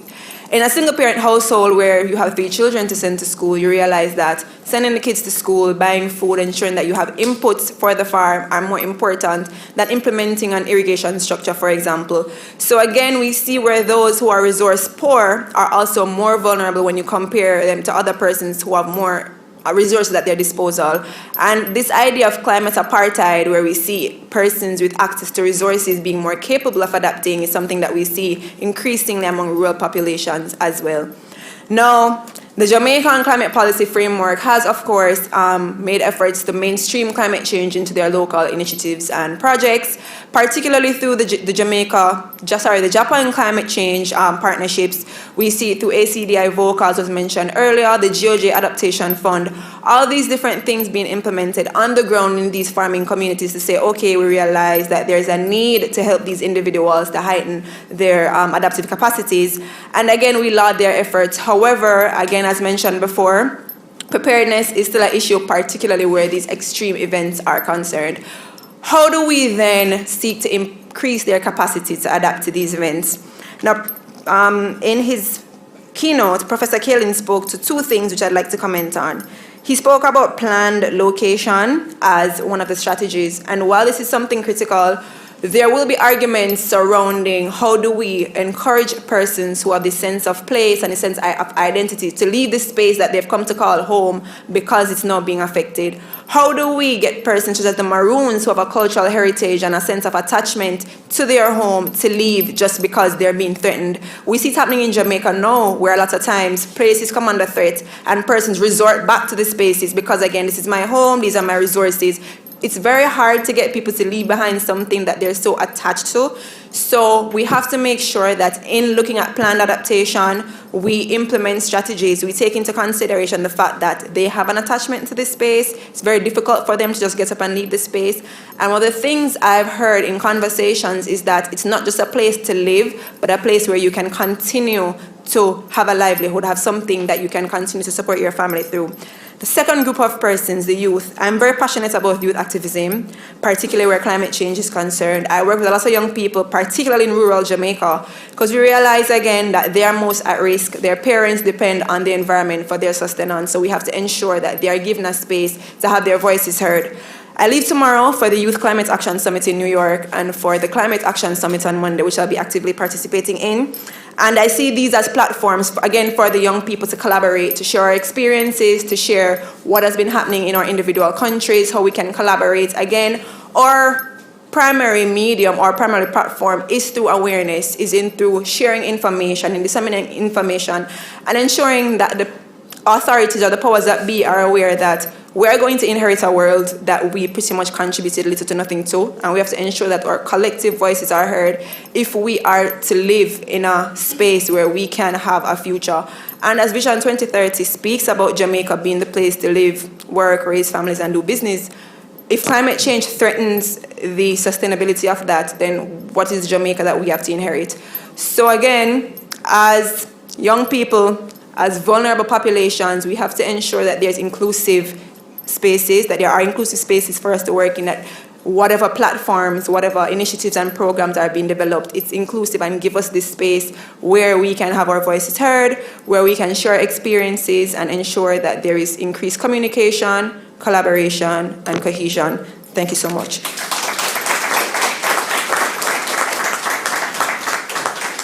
Thank you to all our panelists. Very passionate presentations, very informative. I'm going to open up the floor now for questions or comments. Perhaps another 15 minutes of question and answers. I will take 2 questions at a time and allow the panelists to respond. So I'm Adrian Watson. My question to the panel really is, given that there are a lot of around pairing conservation and ecosystem-based disaster risk reduction methodologies, I'm not hearing much about how those particular mechanisms play a role in protecting local communities and local lives, and also especially with regards to displaced persons. For example, I was speaking to Mr. Terry Cannon this morning, and we're talking about relocating people like from the coast to inland. And remember, these persons would have built their lives around a particular ecosystem. For example, fisher folks on the coast versus someone who lives in the mountain that plants. And so, of course, if you relocate a fisherman in the mountains, he might not necessarily know what to do. Thanks for your question, Adrian. As I had mentioned before, if we are to utilize planned adaptation as an adaptation strategy, we need to ensure that we give consideration to persons and their livelihoods. So it's particularly difficult for you to look at a fisher, and I have a colleague here who works with fisheries, and one of the things we talk about a lot is how difficult it is to come up with alternative adaptation strategies when you live in a space where you continue to do this, you inherited practices from your foreparents. So for me, if it is that you are going to introduce someone to a new space, the livelihood activity that you're going to promote has to at least have some kind of spin-off from what they're used to.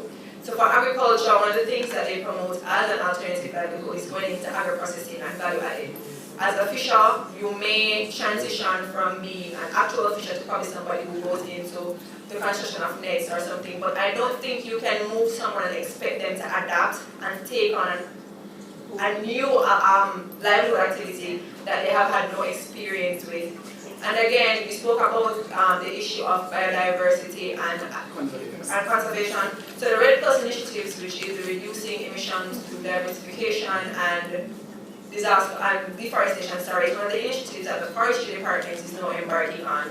So they're looking at how Red Plus and the whole mechanism surrounding that can help communities and institutions that depend on the forest. So we sell to persons who they use forest resources, particularly agroforestry, as their livelihood source, and Red Plus is a program that they're trying to institute to start to utilize. So how do we get them to not cut down the trees and also still be able to rely on the forest as a useful livelihood?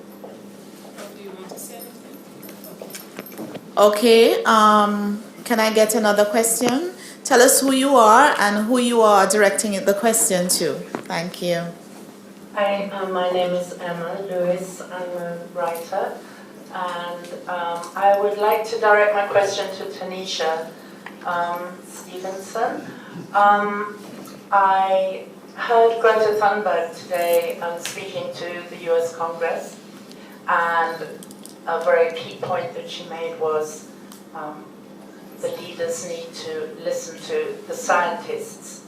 And I'd like to ask whether this is true whether you believe this is true here in Jamaica and in the Caribbean, whether our leaders are actually listening to what scientists say. And this obviously applies to disaster preparedness and, sorry, I'm putting you on the spot, I know, but it's a question that keeps going around in my head because in the context of disaster preparedness, this is also very critical for our region. Thank you. Thank you.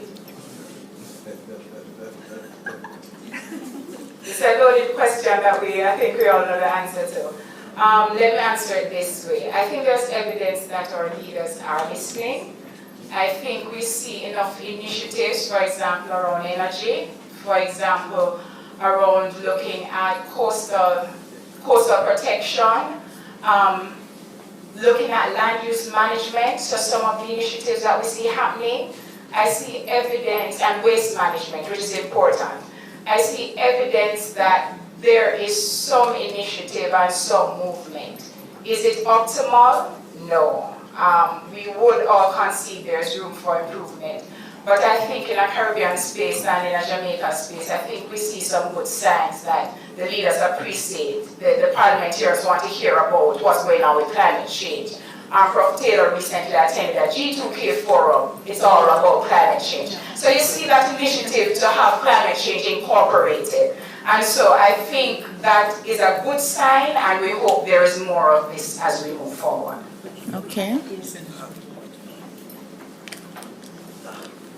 As one of those who would be categorized amongst the leaders,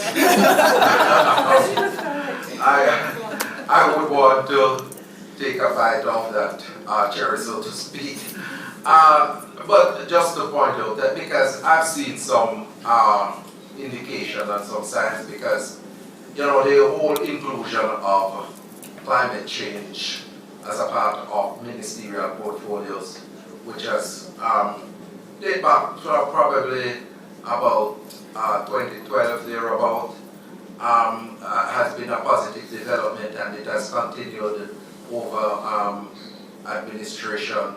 We have seen the efforts by the current administration in terms of the ban on the popular scandal bags, plastic bags, as a part of the effort to deal with the environment. And I can tell you, my very good friend and government senator, we working across the aisle, Senator Matthew Samuda,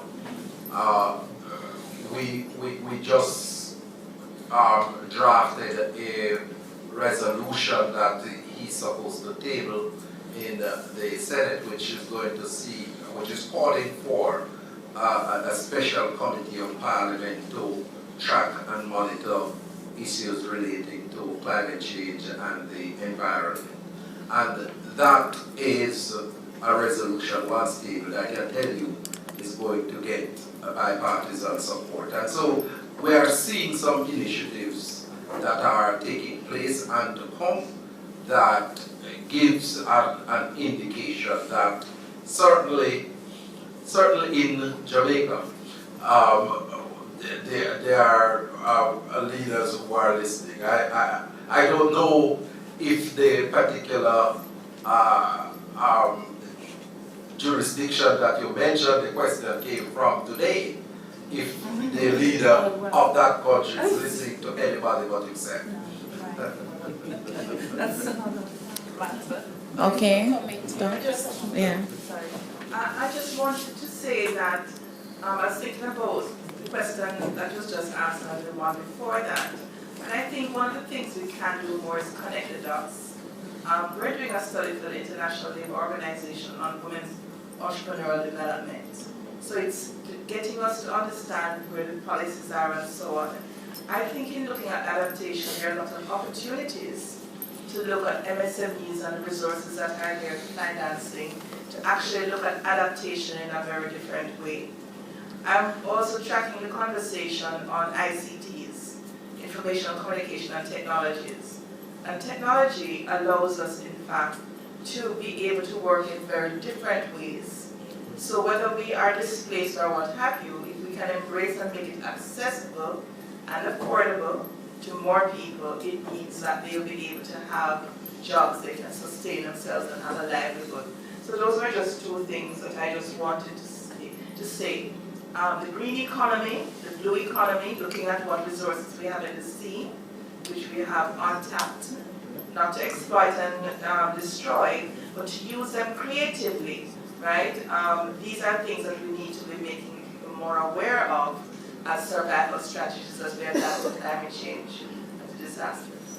Why is this region so far behind in terms of putting together legislation to deal with displaced persons due to climate change? Sorry, is that another sort of loaded question, maybe? But it puzzles me. Why is this not high on our priorities? Well, I'm not really familiar enough with the region to provide you with a definitive answer. I just have a hypothesis which I would like to test. I think, well, if I'm looking at previous discussions about migration issues in the Caribbean, then it was a very security-driven agenda. Secure borders to stop drug trafficking, criminality, etc. That's a big program. So if I'm meeting government officials dealing with migration, it's very much that attitude to not let people in, and not so much to let people in or to decide which people should be let in. That's the first thing. The second thing is that I think for some time the issue of people not just being displaced within the country but beyond was still rather limited in terms of numbers. It was mainly internal displacement. And those who went to the United States during times when the doors were more open. But now the doors are closing to a very large extent, and this might not fundamentally change with a different administration, we don't know. That's one thing. And the second thing is with the increased intensity, particularly of hurricanes, you will have higher levels of distraction in a way that people really don't see any future in their own country and try to go away. And that's why I said it is a challenge, and we are. I would encourage Caribbean states and migration authorities to start to think about this, because people anyway will arrive at the borders, and then the question is, how should we react?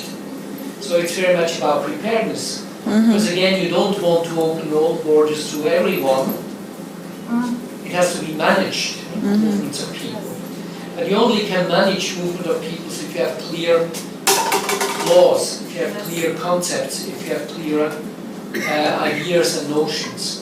And I think that's a little bit the task. And this action plan of the Caribbean migration consultation that was agreed that it should be developed, we'll see how far it will get, is a good opportunity for a discussion among Caribbean states on what they think would be adequate, how far to go, how to approach it.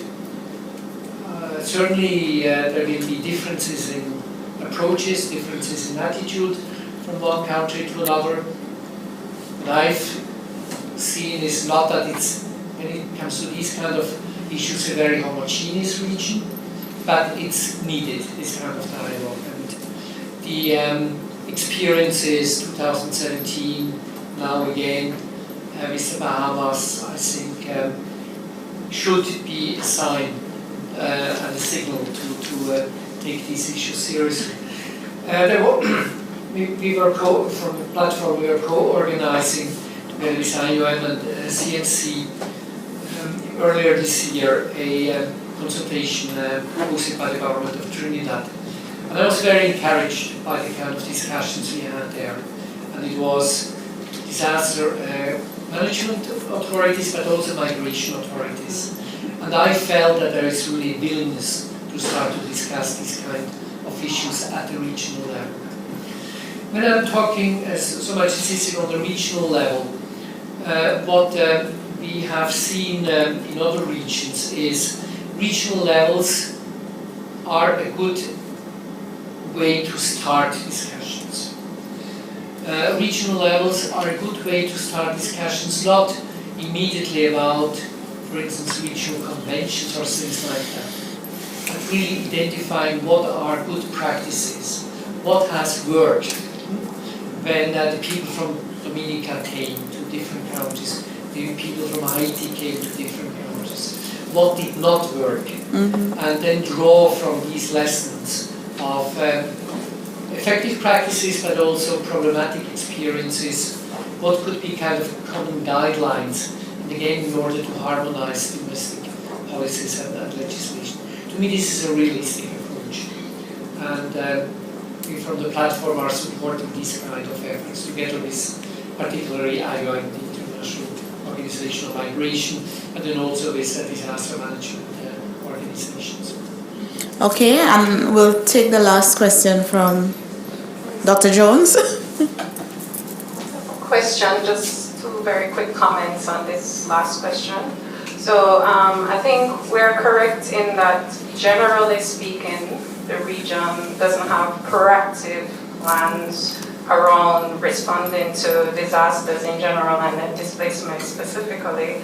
I would say, however, that there are some countries that probably stand out in terms of their preparedness. So Cuba, obviously, is an exception to that, although we still see from the statistics the significance or severity of the impact of disasters. To an extent, Belize and the Bahamas. From the research that I've done, their disaster risk reduction strategies or plans actually do mention displacement, when other countries there's like no mention of displacement at all. So there is, I guess, a small ray of hope in the sense that we have countries that are doing well that we could model. Cuba was very willing in that meeting that Prof. Kaelin mentioned to share the strategies that they've used with other countries in the region. And then just the last thing, which we kind of discussed today in the seminar led by Terry, is what we call the social construction of risk. And we've mentioned it a lot today in terms of the legacy of colonialism, but I want us to remember in the region, roughly 300 years of slavery, and then some countries' very recent independence experiences, some as recent as the 80s. So we went through this pattern of development that is not responsive to disasters necessarily or displacement. And I think what we need to think about is moving forward in a post-colonial era, if that exists, is how our governments actually proactively respond to these issues. So those are the two things that I wanted to mention.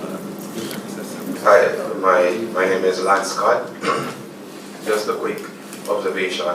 You mentioned earlier that Bahamas received about $11 billion from the Caribbean Catastrophe Risk Insurance Facility. How do you think such a mechanism can be diffused on the local level to impact farmers who are at risk to these extreme events, droughts and hurricanes and storms? Well, I don't know. I mean, I don't know about the Bahamas having an agricultural sector.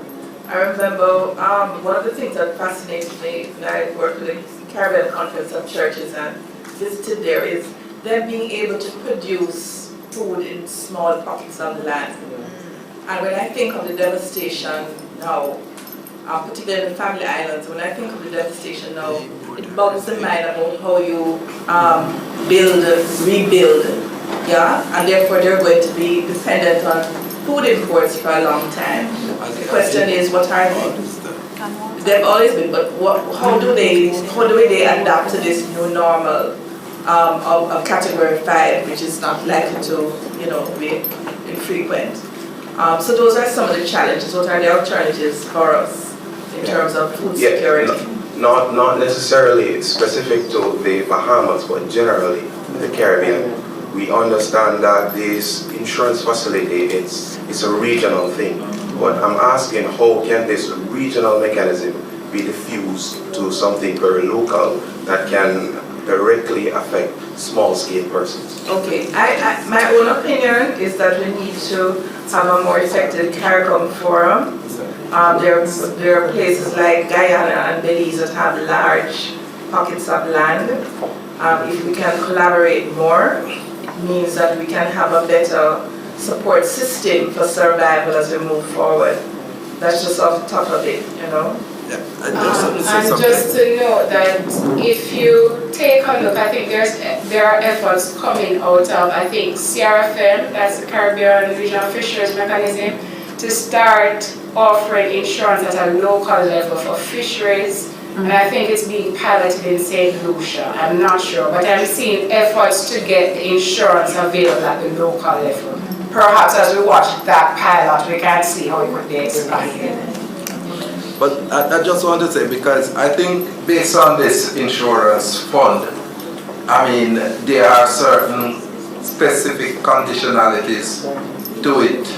And for example, if you are to get a drawdown from it, the hurricane have to be at a certain category before the country can get a benefit. That's why there have been challenges and issues with Jamaica, for example, benefiting from that fund previously. Now the hurricane hit Bahamas at a category 5. 5 plus. And at the same time, I understand that the estimates from Bahamas was like $7 billion in terms of damage and counting, because they have not completed their assessment as yet. So, you know, I mean, they would fall based on the criteria of the fund to get assistance. But as to the diffusion now, to let it go reach the groups on the ground, that's a different thing. And I guess that is the challenge that we will have right across the Caribbean in terms of making these funds that we get from different funds, you know, to make sure that the people who matters really get it. We saw it happen in Haiti a couple of years ago when the earthquake hit that country, and up to now, you know, the people who should get the benefit really don't get it, but a lot of people have been enriched by it, you know. I'm sorry that I'm going to have to take my leave from you, but, you know, it was always my pleasure to be here. I've been at it from morning. Parliament, and then lecture, and then this presentation, and I have another engagement. So there's no rest for the righteous.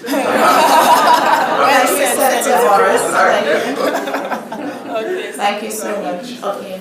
Hello. My name is Jean Beaumont, and I'm an educator. And in listening to the research studies that have been mentioned today, I heard about the Ridge to Reef project, working with older youth. But we all know that education has an impact in the home. And I'm thinking about younger children and how can they influence behavior change in the home as it relates to just waste management, because the waste management impacts the green and the blue. And I don't know if there are any studies that have addressed that, because there's such I'm seeing a critical need to do some studies with parents and communities, especially with young children, about managing waste. Any studies? Yeah, I think that building awareness of children in particular and helping them to be agents of change. There are some initiatives, but I think we need to do a lot more. I know at the Shorter Teachers College, for example, train those teachers to put environmental education We have a Children First, which is an NGO working with street and working children, which inculcates the same values, change behaviors, and make them, the whole environment better. We have done beach cleanups with our students, the first year experience. We do a gender analysis of the garbage, by the way.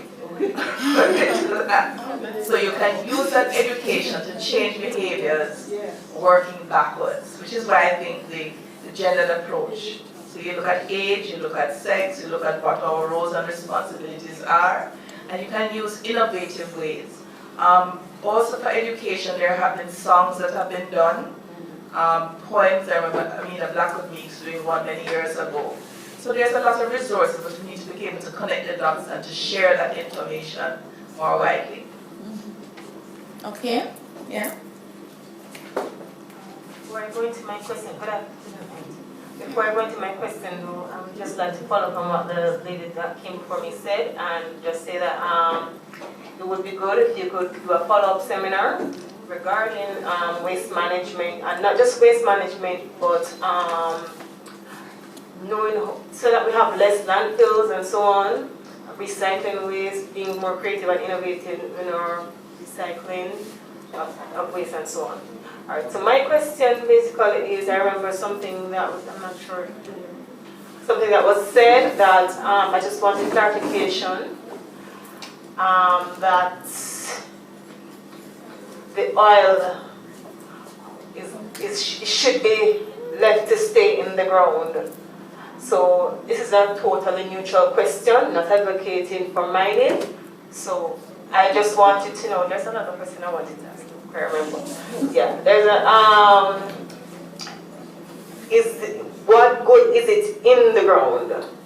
As I said, neutral question, just curiosity pertaining to what you said. I didn't even know that. So just curiosity, right? So what good is it left in the ground?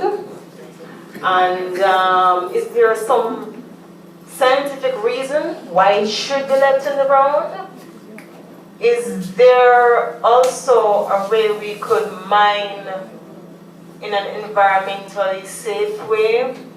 My other question is, these states that are going against their own, I guess you could call it pact, to uphold environmentally conscious business practices and, could they be charged? Could they be, charged for what they're doing, taken to court, and so on? Okay, thank you. Okay, the issue why we should leave, why fossil fuels should be left in the ground is very simple, because once we extract them and burn them, they cause climate change. So the fossil fuels have been the major cause of why we have global warming in the last 100 years, and every ton of oil or coal that we burn, we create more global warming. So the hurricanes will get worse and worse, the droughts will get worse, the floods will get worse. So there is no rationale at all to take it out of the ground. It has to be left there. If we're going to get anywhere near less than 2-degree warming, then we should not be burning any more fossil fuels. So they should all be left in the ground. That's a fact. We cannot meet the targets for getting a 2-degree maximum increase in global temperature if we burn more fossil fuels. So it's a fact. If we take it out of the ground and burn it, we kill ourselves. So as regards to your second question, countries that are still doing this is quite interesting, because some of the countries that want to extract oil and gas are also claiming money for adapting to climate change. So this is a paradox, you might call it cynicism, you might, whatever. Of course, their governments will make the justification that they should be allowed to dig this out because they need to have this, as they would see it, wealth, because it's worth money, in order to help the development of their countries. But there are very few developing countries which have extracted fossil fuels which have benefited the poor people in their countries. Nigeria is probably the worst example. It's had oil now for 40 years or more, there are people in Nigeria who can't afford to buy petrol. And the environment has been devastated by the oil extraction industry. Burma is another one. And what this is sometimes called the resource curse. This is the curse that the governments of countries which have these wonderful sources of natural so-called wealth are amongst the worst governed countries in the world. And so there is not much hope. I think we can see the quality of government in Mozambique going down as they extract more oil. The quality of that government is becoming disastrous as they do that.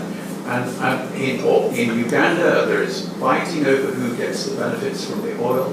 It's fueling civil war, etc., etc. So fossil fuels are bad for the entirety of humanity. And in poor countries where they're extracted, they do not seem to solve the problem of poverty. Okay. Could I just say Sure. Sure.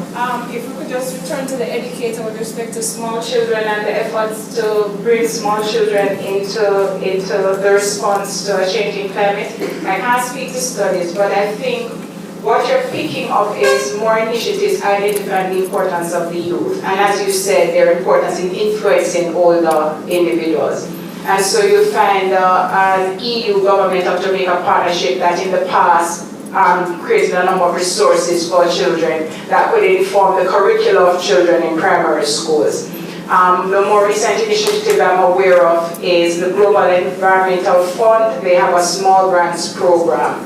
And so in 7 schools in Clarendon, Kingston, and St. Andrew, they have a program to create gazebos that are solar powered and to plant gardens with endemic species so students can appreciate the importance of biodiversity and suggest bringing the climate change in terms of this is an approach to reducing greenhouse gases. You have a solar panel, an approach to adapting to climate change, planting the trees, and these are endemic species. So I think your point is being taken on more and more of the importance of the youth in the response. Okay, so let's have a round of applause again for all of our panelists.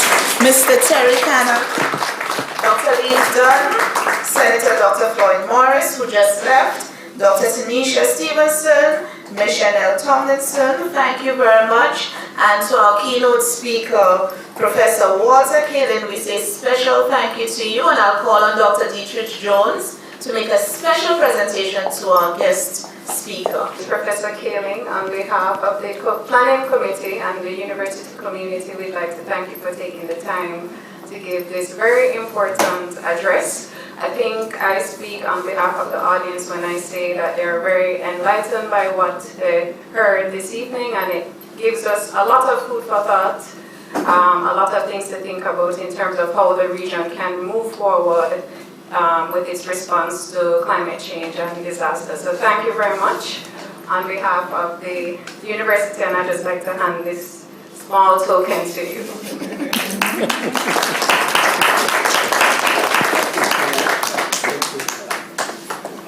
And now I'd like to call on Dr. Alison Mary Wedderburn to give the vote of thanks. Good evening, everyone.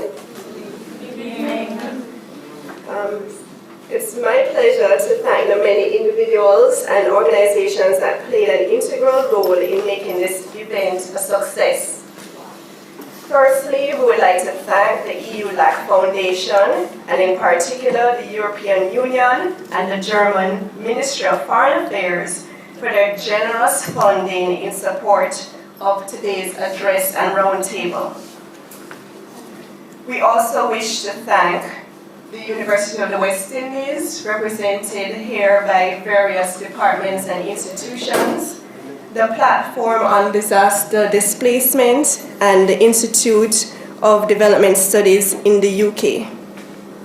Perhaps today's event represents the start of future collaborations among these institutions in terms of continued teaching and research. And we look forward to seeing or visiting professors here again soon. A special thank you to the representatives who provided opening remarks Professor Stephen Gift, PVC UE, Ambassador Marcia Gilbert Roberts, Permanent Secretary in the Ministry of Foreign Affairs and Foreign Trade, Mr. Stefano Silli from the EU, and His Excellency Dr. Bern von Monschau-Paul. Thank you. From Ambassador of the Federal Republic of Germany. Thank you to our moderator, Dr. Natasha Mortley, for ably guiding us through this afternoon's and this evening's proceedings and for being an excellent timekeeper. Thank you to our keynote speaker, Professor Walter Kaelin, for reminding us that there is no such thing as a natural disaster and that there are other factors that influence disasters and displacement.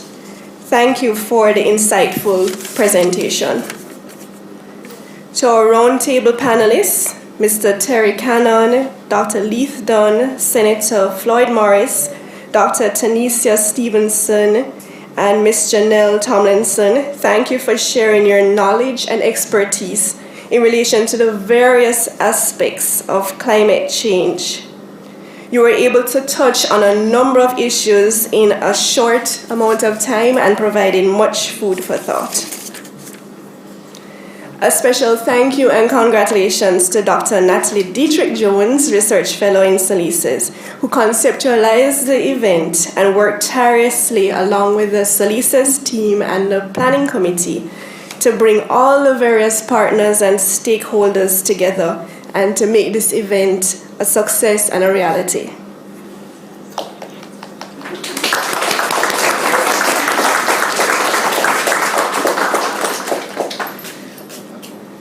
We would also like to thank the Faculty of Law for the use of the Executive Seminar Room, MITS for the technical support and recording the proceedings, and the caterer for the refreshment that we will be enjoying following the event. Last but by no means least, a big thank you to all of you. Thank you to the audience for your support of this event and for your participation in the question and answer segment.